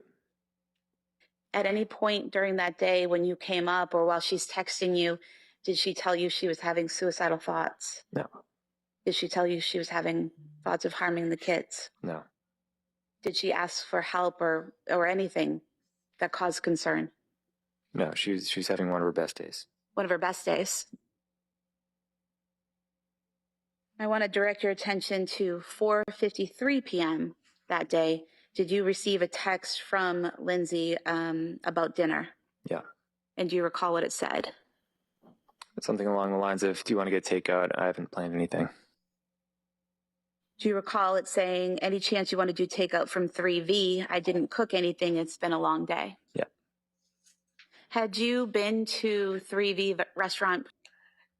Y'all see this, right? So Raven Madness, you said taxpayers' money to allow her 3 hots and a cot for how many years? Firing squad. Exactly. She deserves the death penalty. This woman deserves the death penalty. So at 4:53, like right when he's about to get off work, she says, "Hey, do you want to get takeout? I haven't planned anything." Mind you, she's been playing with the kids all day. She hasn't. He said it was one of her best days. Exactly. What does she do on her worst day? Raven, that's so good. That was her best day. She was planning to murder these children. At 4:53, she says, "Hey, do you want to get takeout? Because I haven't planned to cook anything." Previously? Yeah. Alone or with the family? With the family. And approximately how many times had you been there to eat? Probably 3 times. And so you had all gotten in the car and driven from your home to 3V restaurant in Plymouth approximately 3 times? Yeah, sometimes we were already out somewhere, but yeah. Okay. But been there 3 times. Had you ever done takeout from there before? No. Where would you typically do takeout when you were going to do takeout at home? The Chestnut Grill. I think another one was West End Grill. Were those closer than 3V to your home? Yeah. Y'all caught that? Y'all caught that? Did y'all catch that? He said they had never done takeout that was like 20 minutes away. He said we usually do takeout closer to our house. So she needed more time. She says, "Do you want to get takeout from 3V?" And he's probably just thinking, okay, well, whatever she wants, whatever to make her happy, whatever to make her happy.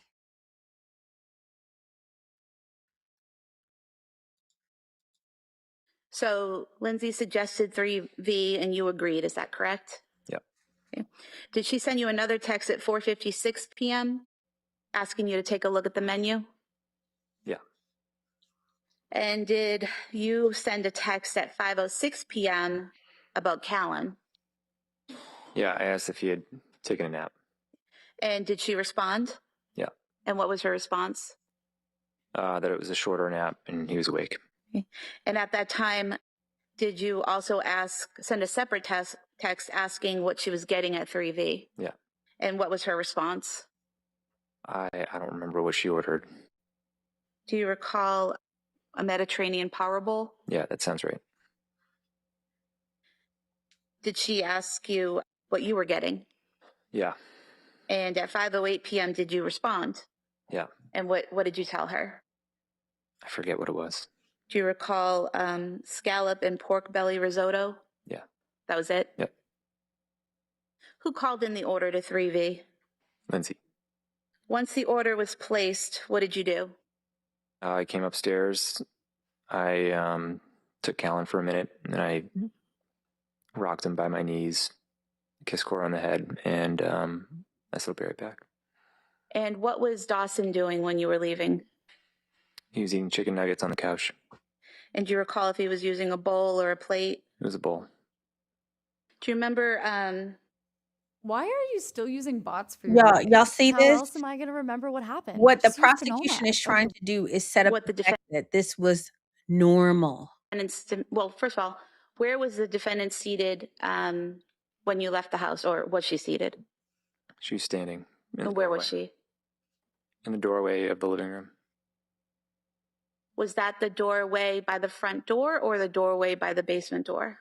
It was the doorway by the basement door. Okay. Did she have Callan or where was Callan? She had Callan. Okay. And what was her demeanor? Normal. Counsel, could I see both sidebar here? So you guys, so basically, let me mute it and let it go. So basically,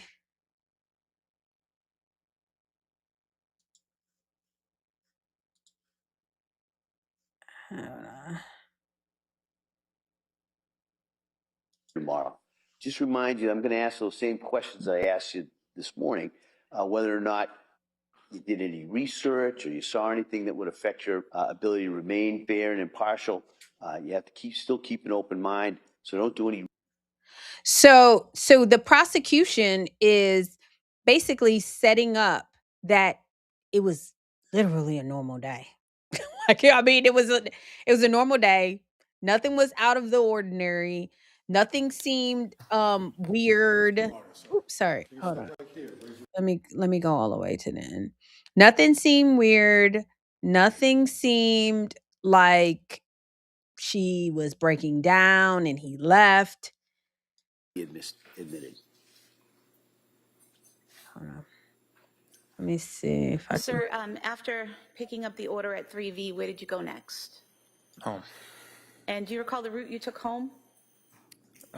Probably the same route, one exit on the highway, and then went home. Okay. Do you recall approximately how long it took you to get home? I would guess 10 to 12 minutes.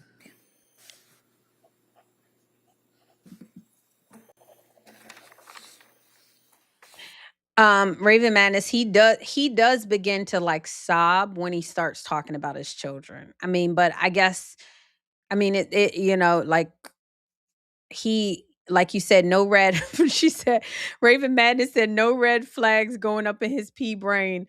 I really think that no man would be thinking that she's going to strangle my kids when I leave the house. Like who like if you think that, you would have to leave that woman.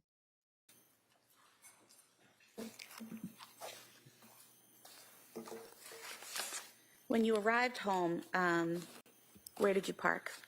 In the driveway. What type of car did you drive then? A Chevy Silverado. And was that a white pickup truck? Yeah. What kind of car did Lindsay drive then? It was a Kia SUV. And once you parked there, were both vehicles now in the driveway? Yeah.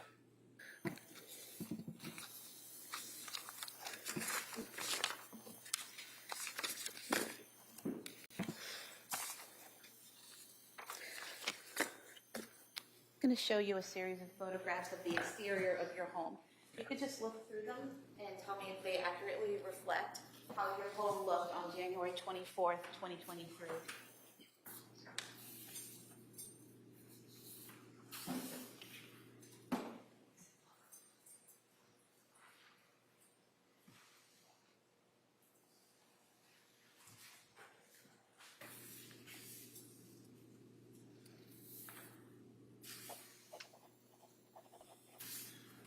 Yeah, these are accurate. Let me deal with the situation. fast If forward you're the it. parent Let me of a fast forward it, strong you middle guys. school student, how they spend this summer matters more than you think. Take two families, both Y'all of them can have y'all bright can go middle back schools and headed for top watch it. colleges I mean, one it's, day, I and both watched spend it, the so you summer guys doing don't have to. And as But it presses? Yeah. Okay. Once emergency personnel arrive, what do you do? I immediately got up and ran to the basement. Okay. And do you still have the phone on you? You're still on the 911 call? Yeah, I didn't realize it at the time, but I did. Okay. And have you look at this model here on the screen. Is this a fair and accurate depiction of the setup of your basement? Yeah. Okay. If you can just describe the rooms for us, what the purpose of each room was. So the room in the back left was my office. The room with the black rubber mat is the gym. And then there's the living room to the right of that. And then the back right is just an area of the living room, and then there's a bathroom next to that. So when you come down those stairs that night, which direction did you go? I immediately went left. And when you went left, what did you see? I saw Cora. And how did she look? She had a band around her neck. And was that an exercise band? Yeah. And do you recall whether she was, what position she was in, whether face up or face down? She's face down. And when you saw her in that condition, what did you do? I immediately ran over and tried to take the band off. Were you able to get the band off? Yeah. And do you recall how you got the band off? I think I untied it. And when you say untied it, was it in a knot that you had to, put everything down and unknot it, or how was it tied? I'm not sure I fully remember. Do you recall describing it previously as when you initially tie your shoes but then don't do the bow? Yeah, that sounds right. And was she responsive? No. And what did you see or do next? I saw Callan. And where was he? He was next to her. And how did he appear? He had a band around his neck. Sorry? He had a band around his neck. And did you remove that as well? Yeah. And do you recall what position he was in? Same as Cora.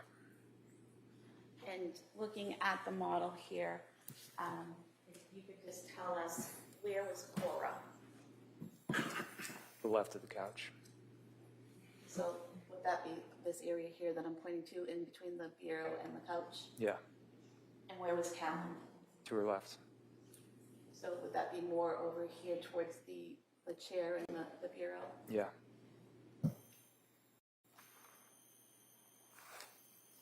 After you removed the band from Callan's neck, what did you do next? I tried to find Dawson. And where did you go? I looked in the bathroom and on the other side of the couch, and then I went to the other side of the basement, and he was in my office. And when you saw Dawson, what condition was he in? I knew he was gone. And did he also have a band around his neck? Yeah. And did you remove that band? Yeah. And looking at the office here, where was he located within the office? Just to the left of the door when you went in. Just in this area here, right inside the door? Yeah.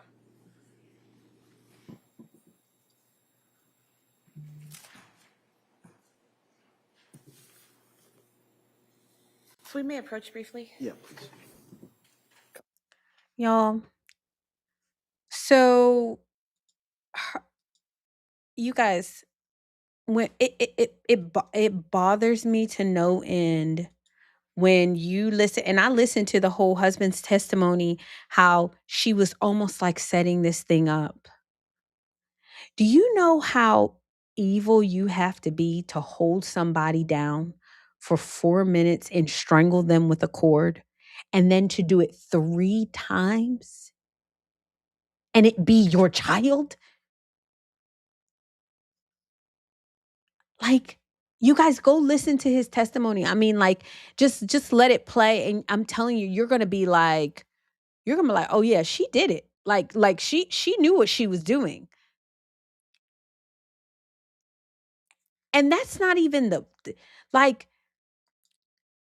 my thing is if I am, if I, God forbid I ever unalive somebody, and I don't like,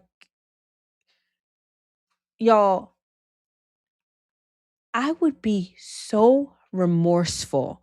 I wouldn't even like trial. I don't want no trial. I throw myself on the mercy of the court. Like, I'm so sorry. I can't even believe I did this. They are fighting for her to get free. Watch these morons. Watch these morons. Watch them. They're fighting for her to get free. You almost want to ask, did anybody watch the trial? Did anybody watch the trial?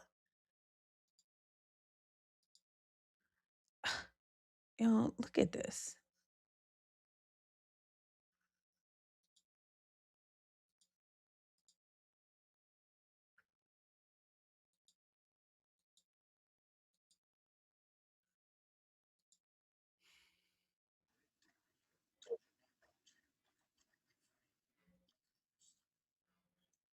Mm.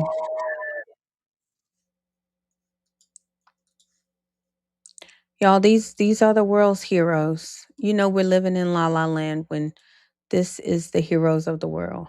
Listen. Astounding show of support today for Lindsay Clancy. Hundreds of women, all dressed in pink, cheered the accused mom as she arrived in a police caravan for her murder trial.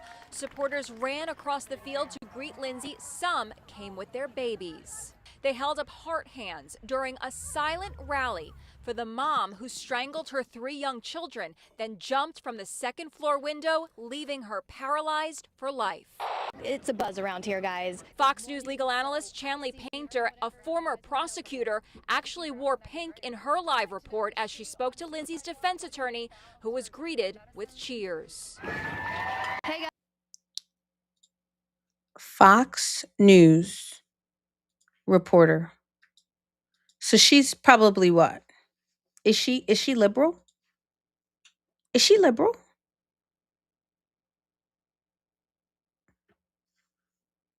You said, who the bleep is my mother needs to be a show. These kids are in danger. Yes. Raven Madness, you said it's premeditated. Someone said awfuls. Yes, Raven Madness. Affluent, white, female, urban liberals. But throw conservatives in there. Can you imagine? She's this is a Fox News host, y'all. Fox News. Watch it. In her live report as she spoke to Lindsay's defense attorney, who was greeted with cheers. Hey, guys. What do you think of the support for Lindsay Clancy out here? I have no words. No words? It's amazing. It echoes last year's Free Karen Reed campaign. Those supporters also wore pink. She was acquitted of murdering her cop boyfriend. The rally for Lindsay Clancy is not just in Plymouth, Massachusetts, where the trial is being held. There are gatherings across the USA today, including here in New York in Union Square. Actress Alyssa Milano today is joining the chorus of Lindsay Clancy's sympathizers. She revealed, "I stayed in a public psychiatric ward for 3 days after the birth of her son." But others are taking to social media to express shock over the display of support for 36-year-old Lindsay. Are people really cheering for someone who murdered her kids? 3 babies were strangled. What? Today in court, the judge called up each juror one by one for a private conversation. It's not known what was discussed, but we do know that the jury saw Lindsay's army of supporters as they entered the courthouse. The lone witness today was a hospital chaplain who testified what Lindsay told her after her breathing tube was removed 8 days after she killed her children. She alluded to having heard a voice, and the voice, according to Lindsay, told her that if she did not follow the command, neither she nor her children would be safe. These, y'all, I'm trying to find another word for them because I don't want y'all to clip this. I'm trying to find, like Raven Madness, these bitches are evil. I can't even find another word, y'all. I'm so angry. They are cheering. The chaplain is listening to her say that she heard a voice that told her to kill her. Y'all want to lynch the babies in the womb. And then when the babies come out, you want to lynch. She lynched her children. And people are supporting her. Men, if y'all don't get these bitches under control, I don't have a better word. Y'all, I'm trying to come up with a better word, and I don't have a better word. Get them under control. This is insane. Someone said, "Oh, well, Crystal, women need to police their own." No. Women can't be trusted to police. Democrat, Republican, women can't be trusted to police. There are conservative women that are giving this woman an excuse to kill her 3 beautiful babies. And they're not saying I understand. They're not saying I see how you can be overwhelmed, cuz there's an argument for that. I don't agree with that. They're saying she needs to get off. Agree. Take the kids of every single one of these chicks. Take them. If you support this, take them. Y'all, listen. Watch this video, and I like this. I like this girl, so I'm gonna try really hard. But even people who believe that Lindsay was overwhelmed bothers me. Listen.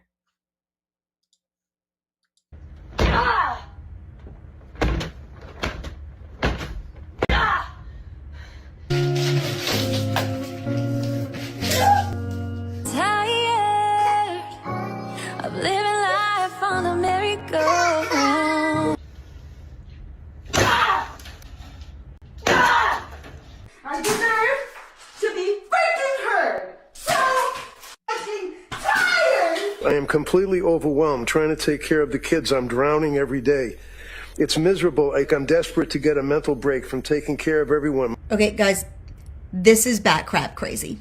It just is. This isn't about postpartum hormones or the struggles of motherhood or parsing out the legal definition of insanity in a criminal trial. You can have questions over how culpable Lindsay Clancy was in her actions and still not venerate her like a saint. I don't even believe that you can be like questioning how culpable she is. She murdered her 3 children. She didn't put them in the bathtub. She didn't shoot them in the back of the head. She took her hands and took a cord and tied them around their neck. I don't know how culpable. How culpable. And then look at these women. This is absolutely bizarre. This is women taking the time to set up a camera in their bathroom and chuck ice into their shower or beat a pillow against a wall or whatever in some grand show of their maternal suffering. Nothing about that is real. This is performative nonsense being done for internet clout, and I'm calling it out. Postpartum realities exist. They are normal, they are temporary, and most women get through them just fine.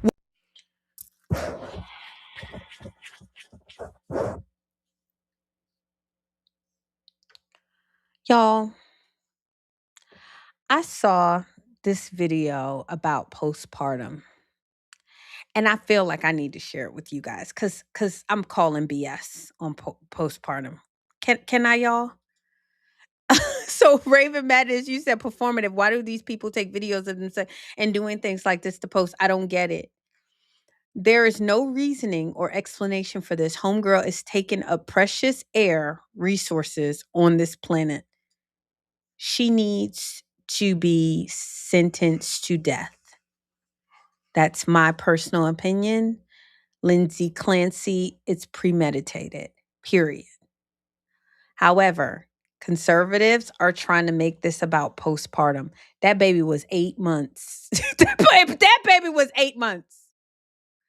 She wanted a new life, and she purposefully did this. I saw a TikTok video and it was actually Blanche that said this, and I believe that is true. Postpartum is nothing but buyer's remorse. And women don't want to be honest about the fact that they're no longer getting the attention anymore. That it used to be about them, but it's not about them anymore. And they're really upset about it. That's what you call postpartum depression. They're not getting the attention. Nobody is looking at them or they're all looking at the baby, and they feel like they're not important anymore. And that's what postpartum depression is. I have never felt a postpartum depression of me wanting to kill my kids. If anything, the opposite happens is that you want to protect them with your life.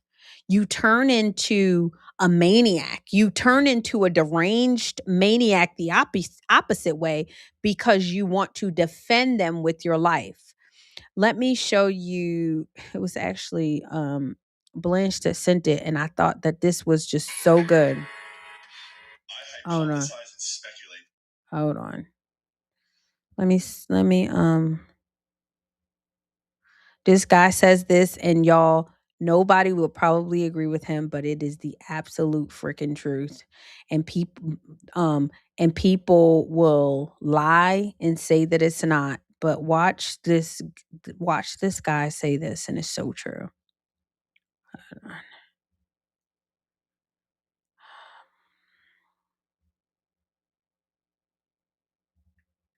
Hold on, you guys.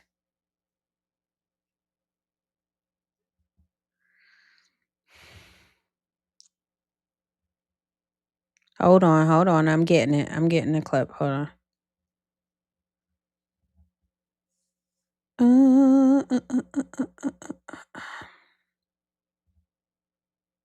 Let me pull it up on Messenger. Here we go.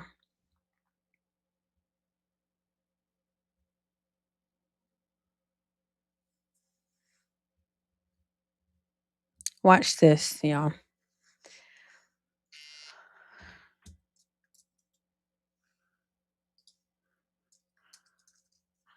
This guy says this, and he told no lies. Hold on. And he said it's his hypothesis, and I actually believe it. Here we go.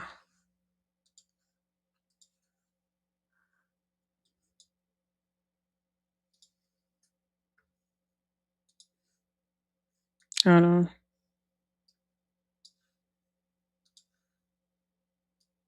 I hypothesize and speculate that instances of postpartum where someone gets harmed, right, or something happens bad, extremely bad, is more frequently associated with a physically, conventionally unattractive father.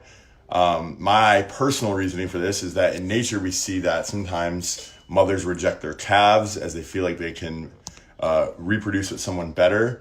And I believe this, intense like feeling of I messed up, this is all wrong, is because maybe they have reproduced with someone that they feel is genetically not adept to produce good children. I believe there would be an increase. I'm not saying all, but I believe there is a trend here that should be investigated. Wow. That poor boy. I mean, and mind you, it's not ugliness, it's attractiveness, right? Because I see a lot of people saying, oh, well, well, he's not ugly. It's not ugly. It's attractiveness. So yeah, the father is not ugly, but a lot of times women get with these guys that they feel like they can do better. They really do. And postpartum depression, where you hurt your child, it's because you have buyer's remorse. And women don't want to be honest. Hypothesize and speculate that instances of postpartum where someone gets harmed, right, or something happens bad, extremely bad, is more frequently associated with a physically, conventionally unattractive father. My personal reasoning for this is that in nature we see that sometimes mothers reject their calves as they feel like they can reproduce with someone better.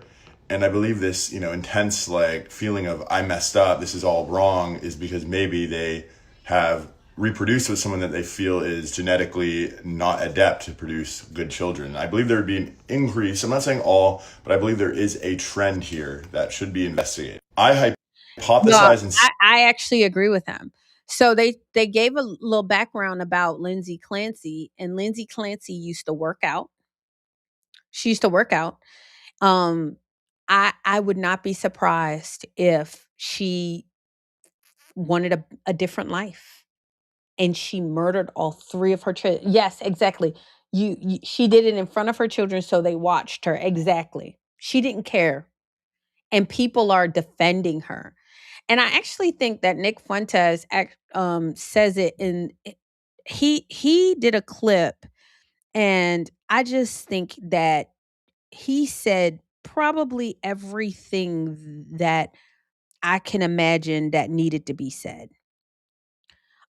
Because I can't understand, regardless of what you think about, um, regardless of what you think about postpartum depression, whether you think that it's real. I personally think that because just in my experience, people make hypotheses based on their own experience. My postpartum was I was like I turned into like like nobody could.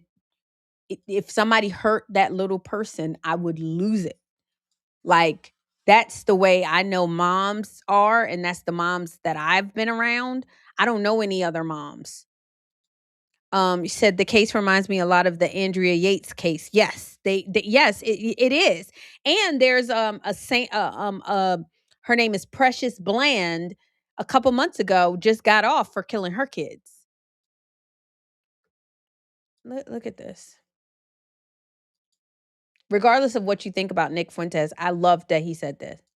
I don't even know what can be said at this point. A woman, a mother, murders her own children. Think about how brutal that is. It's not even like she shot him. And I know some people might say, well, what difference does it make? Here's the difference. You have to take your children, one as young as 8 months, and strangle each of them for 4 minutes. You know how long 4 minutes is? 3 of them. Takes an exercise band, wraps it around an 8-month-old infant's neck, and strangles her own child for 4 minutes, watching the child struggle and gasp for air, holding it down and overpowering it. And then she did it to the next child, and then she did it to the next child. And people are supporting the woman. They're sympathetic to this. They're raising money for her. They're going out with pink shirts. They got the matching shirts and their signs protesting in favor. How much more sick can a society possibly be? In Massachusetts, you have the mayor sign a bill, or I think the governor, that says that you can abort up until the moment of a pregnancy, and then a couple weeks later, you've got a mass movement online to exonerate a woman that murders her 3 children. How much more sick can a society get? 3 children are dead, and the murderer is the victim because of society, they say, because we're going to blame it on society. It reminds me of the healthcare CEO. A coward, Luigi Mangione, shoots the CEO of United Healthcare in the back of the head. He's lying dead in the street. They say this is justice because the real victims are the people that can't afford healthcare. They're victims of the system. He represents the system. And, I wonder, how would women feel, how would anybody feel for that matter, if we applied the same logic to mass shooters? Would anybody buy that? Let's just think of the shoe on the other foot. So when a young man goes out and shoots up an elementary school, or a young man goes out and shoots up a black church or a synagogue or a grocery store, clearly those people are mentally ill, obviously. You look at the writings of any mass shooter, school shooter, you're going to find a manifesto where the person is clearly suffering from psychosis or schizophrenia or something like this. Are we going to say that those individuals are innocent? Even though they premeditated their killing, planned their killing in detail, executed it with no remorse, have no remorse to this day? Are we going to be sympathetic to the young men? The answer is no. Isn't that crazy? Isn't that crazy? Yes, firing squad. for that lady. You said whether you're married to someone who you feel is your genetic equal or not, people always think the grass is greener. I just don't accept that from this guy. It's a stupid analysis. No, I hear you. I'm not saying that it's an excuse. What I'm saying is that women lie and say it's postpartum, but is it really postpartum? You think that, and a lot of women, like, I think it was oh God, your boy was talking about Aisha Curry and Steph Curry. These women out here think that they're better than the men. They really do. They think that they can do better. They think that their life would be better. And Aisha Curry is constantly embarrassing her husband because she thinks she can do better. But mind you, they won't go get better because they can't get better. And they think they can do better. So what I'm saying is that that is sometimes an excuse for postpartum depression. If anything, when you have a baby, everything in you wants to protect that daggone baby. Like like you turn into like you don't want to you stay up late, you wake up early, like you don't want to hurt them. That's what I'm saying. But yeah, we don't apply this to men. We don't, a school shooter, a person, oh, they had psychosis. Let them off. Precious Bland, y'all, remember we did this. We actually did this. Her name is Precious.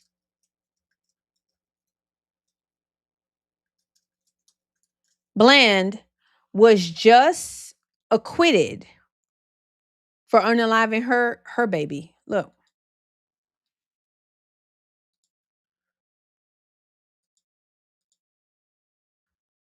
I don't know.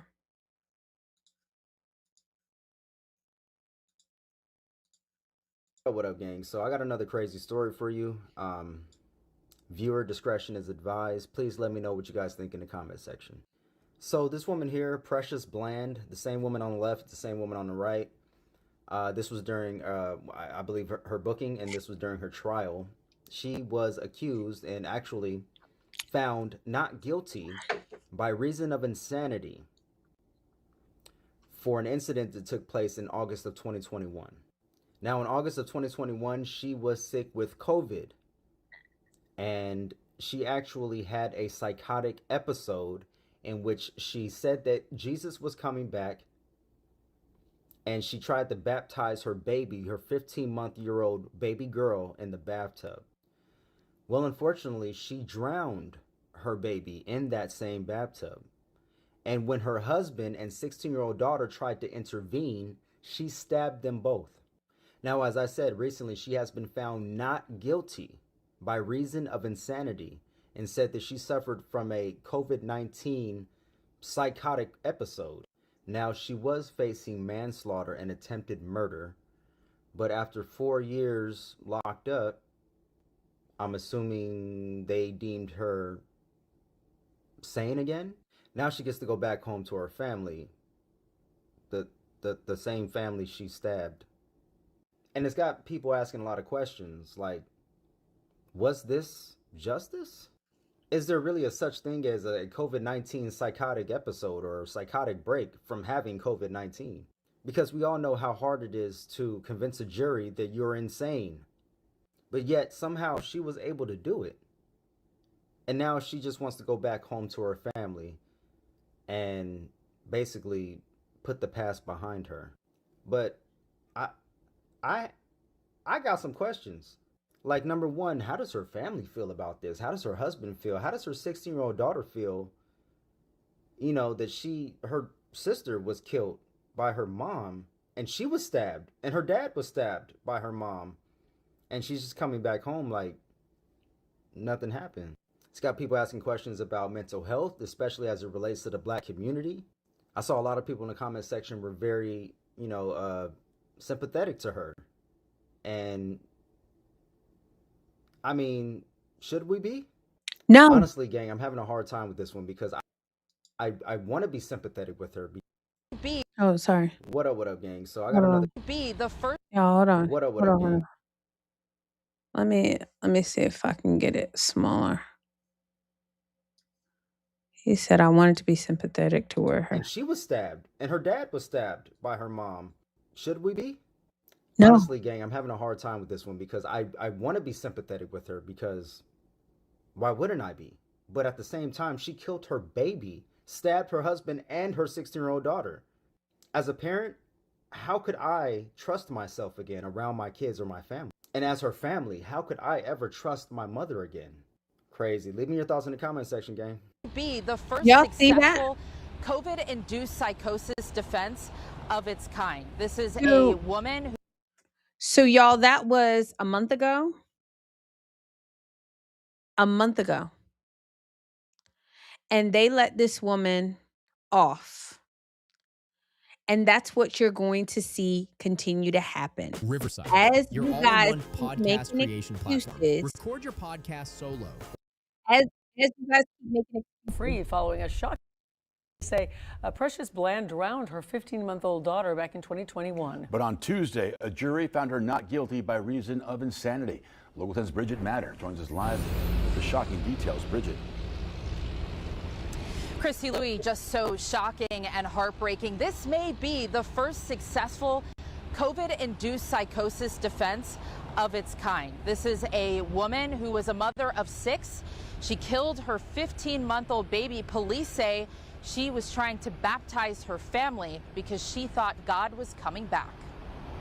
A stunning end to a mother's murder trial. Precious Bland found not guilty by reason of insanity in the second-degree murder of her 15-month-old baby. Telling our cameras she's thankful to God for the verdict. God is good. This doesn't bring back my daughter. I'm thankful. I love my children. I'm just ready to get my life back together. This is some of the dramatic body camera video shown in court of police responding to Bland's home. Save yourself. God is coming back. No, he's coming back. She's gonna accept everything? God is coming back. Please listen to me. Investigators say she was trying to baptize everyone in the family, telling police Jesus is coming back. Listen to me. Satan is a deceiver. The arrest form says her husband told police Bland was upset, stating that Jesus Christ is coming and COVID is going to kill us all. You're going to heaven. Jesus loves you. Her baby girl drowned, and police say she stabbed her husband and 16-year-old before hurting herself. For instance, you guys, I cut my wrist. Listen to me. I cut my wrist, and I'm not dead. Neighbors say before this happened, she sent them a dire warning about the COVID-19 vaccine, begging them not to take the shot. I don't know what happened with her, but I assume that she lost it. Her lawyer says she was suffering from COVID-19 induced psychosis. Haven't done the research because, there's so much that we don't know about COVID. And this was, one of the first cases in the country to go to trial on COVID in the defense to... Miami-Dade Sorry, mother guys. now free following. Sorry.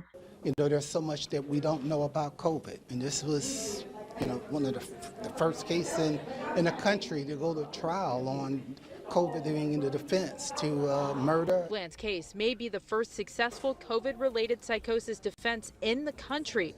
The prosecutor argued that psychosis was not real, but it was not enough to convince the judge.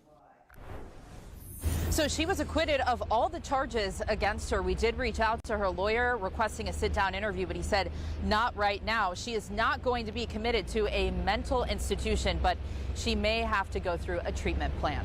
We're live in Miami. Bridget Matter, Local 10 News. Whoa. And the more, I just built a budgeting app with Base 44. Guys, Nina just built. the more that we let these women unalive these babies. This case is just dark. It's dark, but it's fascinating. And Megan, the more that Miami-Dade we mother now free following a shocking verdict Of her murder trial. the more that we let these women get off, the more that we excuse it, this is what's going to happen, you guys. You get more of what you reward. So anytime somebody wants to just say, "Oh, I had a psychotic breakdown and someone died." This is why I tell you these women are pure evil, because if that happened, I would not be asking to go home to my children.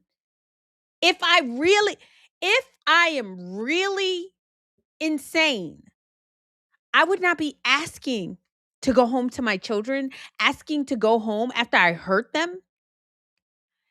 Throw me under the jail. I killed my baby. These women are evil. And this was last month. Raven Madness, you said speechless. This was last month. And that's what you're going to get. You're going to get more of this with these women.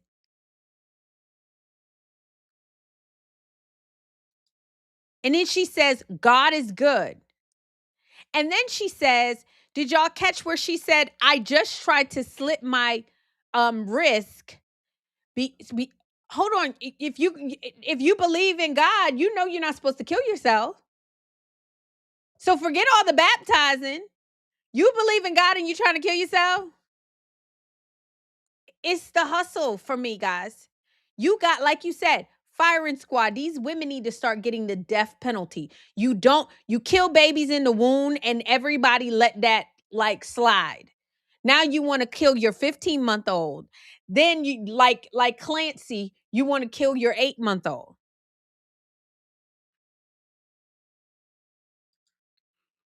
Red Menace Guru, you said don't know if that's necessarily true. People whose minds are not right are sporadic, play jump like a lily pad from one to the other issue. Then they don't need to have no babies. They definitely need to go to jail. You need to lock those people up. So, but they're just letting her go home. And that's what they're doing with these women who are killing people, unaliving their babies. Do you know how evil that is? And the fact that the woman is not saying, look, I can't trust myself.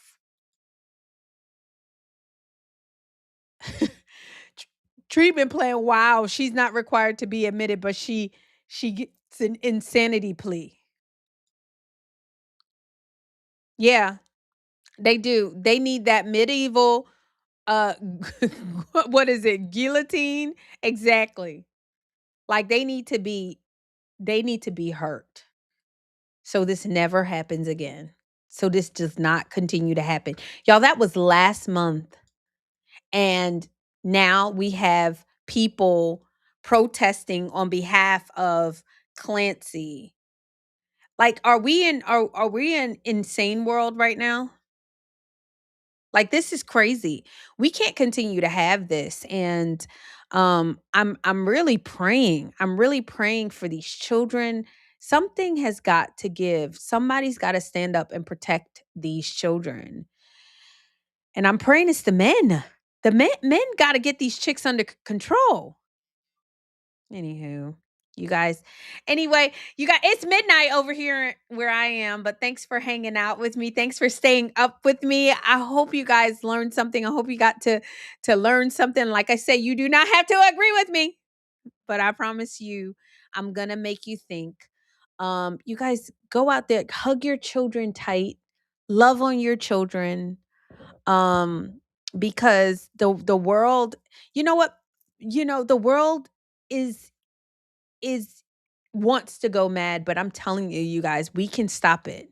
We can stop it. Us who are sane can stop it. And we got to stop being afraid of these people. And we need to punish these people so the rest will fear. That's what the Bible says. Punish them so the rest will fear. These women need to be under the jail. Death penalty for Clancy. And for anybody who supports them, they need to take their kids, okay? Especially that daggone Candace Owens. Y'all seen Candace Owens like defending Clancy? Did y'all see that?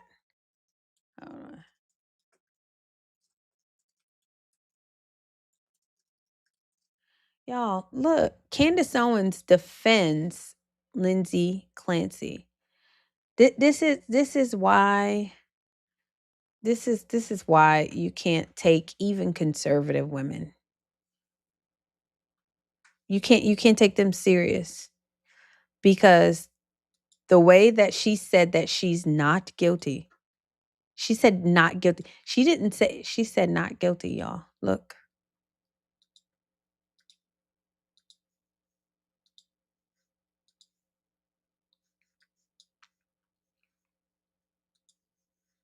Lindsay Clancy is obviously not guilty. There are a fleet of doctors who should be imprisoned for what they put her on. I regularly speak out against Big Pharma.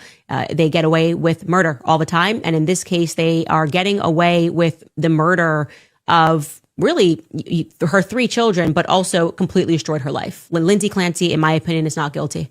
She was put into an intentional psychosis when she probably just needed to give her kids away for a weekend to get better, but they constantly give you these drugs that do not make things better. And the cocktail of 10 pharmaceuticals that she was on is absolute madness.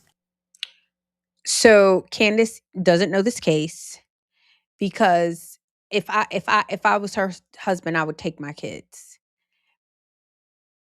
Lindsay Clancy took the drugs, the cocktail of drugs. She took them, and she was a nurse, knowing the side effects.